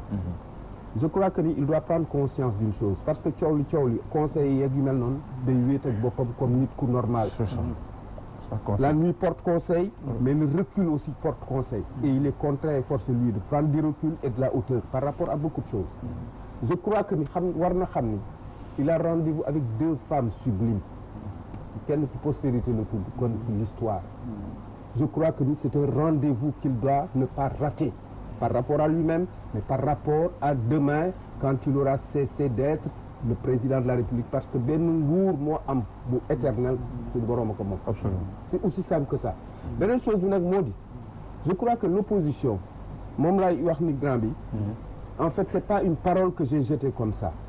C'est parce que déjà wax naa la ko nee naa la fi nekk Macky est dans un tube une chanson qu'il vient de faire sortir moo di du ma ko def du ma ko def du ma ko def foofu la taxaw. À tel point que c'est l'opposition maintenant qui doit comprendre que ni fi nekk il faut qu'il se fasse violence. C'est du masochisme intellectuel. ñu xool seen biir xam nañu ñoom ñett kan moo ci. c'est ça ëpp doole moromam. mu topp si gannaaw. parce que loolu na ñëpp di wax ne nag. beneen chose bi am na moo am xam nga ndax 25 yeneen yi. ils ont été lésés ils ont été frustrés mais ce qu'on oublie moo di fi nekk ce sont de terribles faiseurs ou défaiseurs de rois. Karim Wade ak Khalifa Sall. mais ñoo ngi ci processus bi ba tey ñeneen ñëpp ñi nga xam ne ñoon ce parrainage bi nanguwuñ seen clé ils sont dans ces postures là. À la limite c'est Macky qui a rendez-vous avec lui-même et je crois que ni xëy na bii du ko raté. moom Macky yaakaarul dara foofu ci ñooñu. ah non kooku il faut pas rêver. waaw parce que xaw ma carte gi ni muy bindoo mais comme depuis lors gis nañ ne y a un mouvement. waaw dañuy wëri parce que am na démb tey dégg nga si kenn ku si ñoom ku ñu récusé mu ne bokkoon na si réunion opposition bi mais li mu gis allié yu mag yu Macky Sall ci opposition bi sax lañ nekk te loolu aussi ci géopolitique du lu mais benn affaire rek laa doguma la en 2012 quand le peuple sénégalais était dans la rue et se promenait de la République à la Nation pour ne pas dire de l'obélisque au Triangle Sud. Il y a des gens qui manifestaient le matin contre Abdoulaye Wade, l'après-midi contre Abdoulaye Wade, et c'était des potentiels et de réels visiteurs de la 25e heure de Wade. waaw moo tax ma ne la affaire bi li ci leerul les sous-entendus yi ak malentendu yi ngay wax. yaakaar naa xaw na bëri ci boor. non léegi yëf yi leer na quand même. non yëf yi leer na loolu moo tax en fait doyen wax na ko léegi évoqué na problématique Abdoulaye Wade c'est vrai que wax dañ ñëpp mais xam nga lu tax passé par Abdoulaye Wade nekk lu intéressant pour Macky Sall. tey yàlla may na ko mu am lu bëri luñ ko wegee ci parcours bi ci xam-xam bi ci corporation bi tey opposition bi ñu bëri koo ci laaj même ñi nekkul sax d'obédience libérale ils vont te dire référence la pour man li nga su réglé woon le rapport entre lui et Wade mu teg beaucoup de choses à terre am na lu bëri loo xam ne xëy na Wade aussi en tant que doyen de cette classe politique là mënoon na ko régler. moom est-ce qu'il ragal aussi diggante. oui non loolu sax du am. non apparemment parce que diggante 2012 mënoon na ko def. mais je dis 2012 ak léegi dafa yàggul est-ce que du ragal ne peut-être kon fa woon na woon dañu naan comme nii la. foofu nag man sama xelu politiste daf may invité à xam nga ñu bëri li xew nii man dama ci am questionnement ñu ngi wax Macky Sall Abdoulaye mais est-ce que PDS ci histoire. PDS bu décider ne du ma am candidat est-ce que c'est pas quelque part faire le jeu de Macky Sall est-ce que li ñuy wax ni yëpp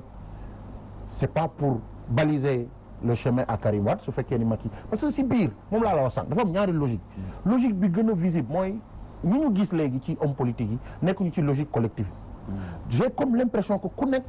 wax ji li muy bëri yëpp ñu ànd ay C25 ak ainsi de suite chacun pense à lui-même dama jàpp ni Macky Sall amaat beneen mandat dafa am ñoo xam ne ñu bëri daf leen arrangé ci biir opposition parce que tey ndax marché yi non même pas marché yi ndax dina benn lay am mu dem yoonam ñoom mën nañoo am ñaar ñett te am na ci ñu ndaw ñoo xam ne bugguma tudd seen tur ay jeunes suñu gagné mais mën nañ am ñaari mandat yoo xam ne nii xëy na ñoom du leen arrangé donc loolu moo tax rek ci attitude du peuple bi voilà donc loolu moo tax ma jàpp ni ngir yàlla ak yonent bi na politique yi fàtte seen bopp ñu wëlbatiku ci urgence yi nga xam ne nii moom la askan wi parce que lii su continuer nii ci confrontation bi ma gis nii dañ daan yeewu suba ku ne félicité sa moroom ñu dem liggéeyi mais ça peut ne pas être le cas de Sénégal après tout lii bi ñu soxla mooy liiwu jàmm ak liiwu salaam Abdou Khadre Sanokh maa ngi lay gërëm di la sant. maa ngi lay sant bu baax Ousmane. Maître Baba Diop maa ngi lay gërëm di la sant. jërëjëf. maa ngi gërëm di sant Jacques Habib Sy. di gërëm di sant Elie Charles Moreau. gërëm sant Cheikh Diop Serigne Keita ak kii di Ousseynou Sall ci logistique gërëm sant bu baax Oussa Assane Diouf mi ngi réalisé émission bi gërëm sant bu baax ñu daan teewlu ci seen émission Diine ak Jamono. mais dama bëggoon ñu def une minute de silence aussi pour Sidi ak Bachir Kounta. surtout Bachir Kounta waaw parce que tey jii aussi. dégg nañ ne parce que fii Sidi daf fi daan toog. et surtout à ces moments là. c'est ça Ahmed Bachir Kounta ñu dégg ne nelaw na tey te moom ñëw na fi témoigner en direct Sidi Lamine ñu génne àddina def fi hommage bu am solo moo tax aussi ñu ngi koy rendre lu toll noonu. absolument di ñaan aussi itam di jàll képp famille umma islamique préparé famille Kounta ca Ndiassane aussi nekkoon porte-parole ci famille bi nekk un homme aussi de média un chef religieux influent suñu xarit bu baax voilà bu baax boo xamante ne cultivé na lu rëy moom itam vraiment moo tax ñu ngi ñaan aussi. et que Macky permette à Sidi à l'âme de Sidi de vivre fa mu nekk incha allah des élections un grand patriote ñoom ñëpp seen combat loolu mi ngi si loxo Macky ñu ngi leen di gërëm di leen sant. jërëjëf ñu ngi gërëm di sant bu baax ñu daan teewlu di leen ñaanal wasalaam. jërëjëf Ousmane.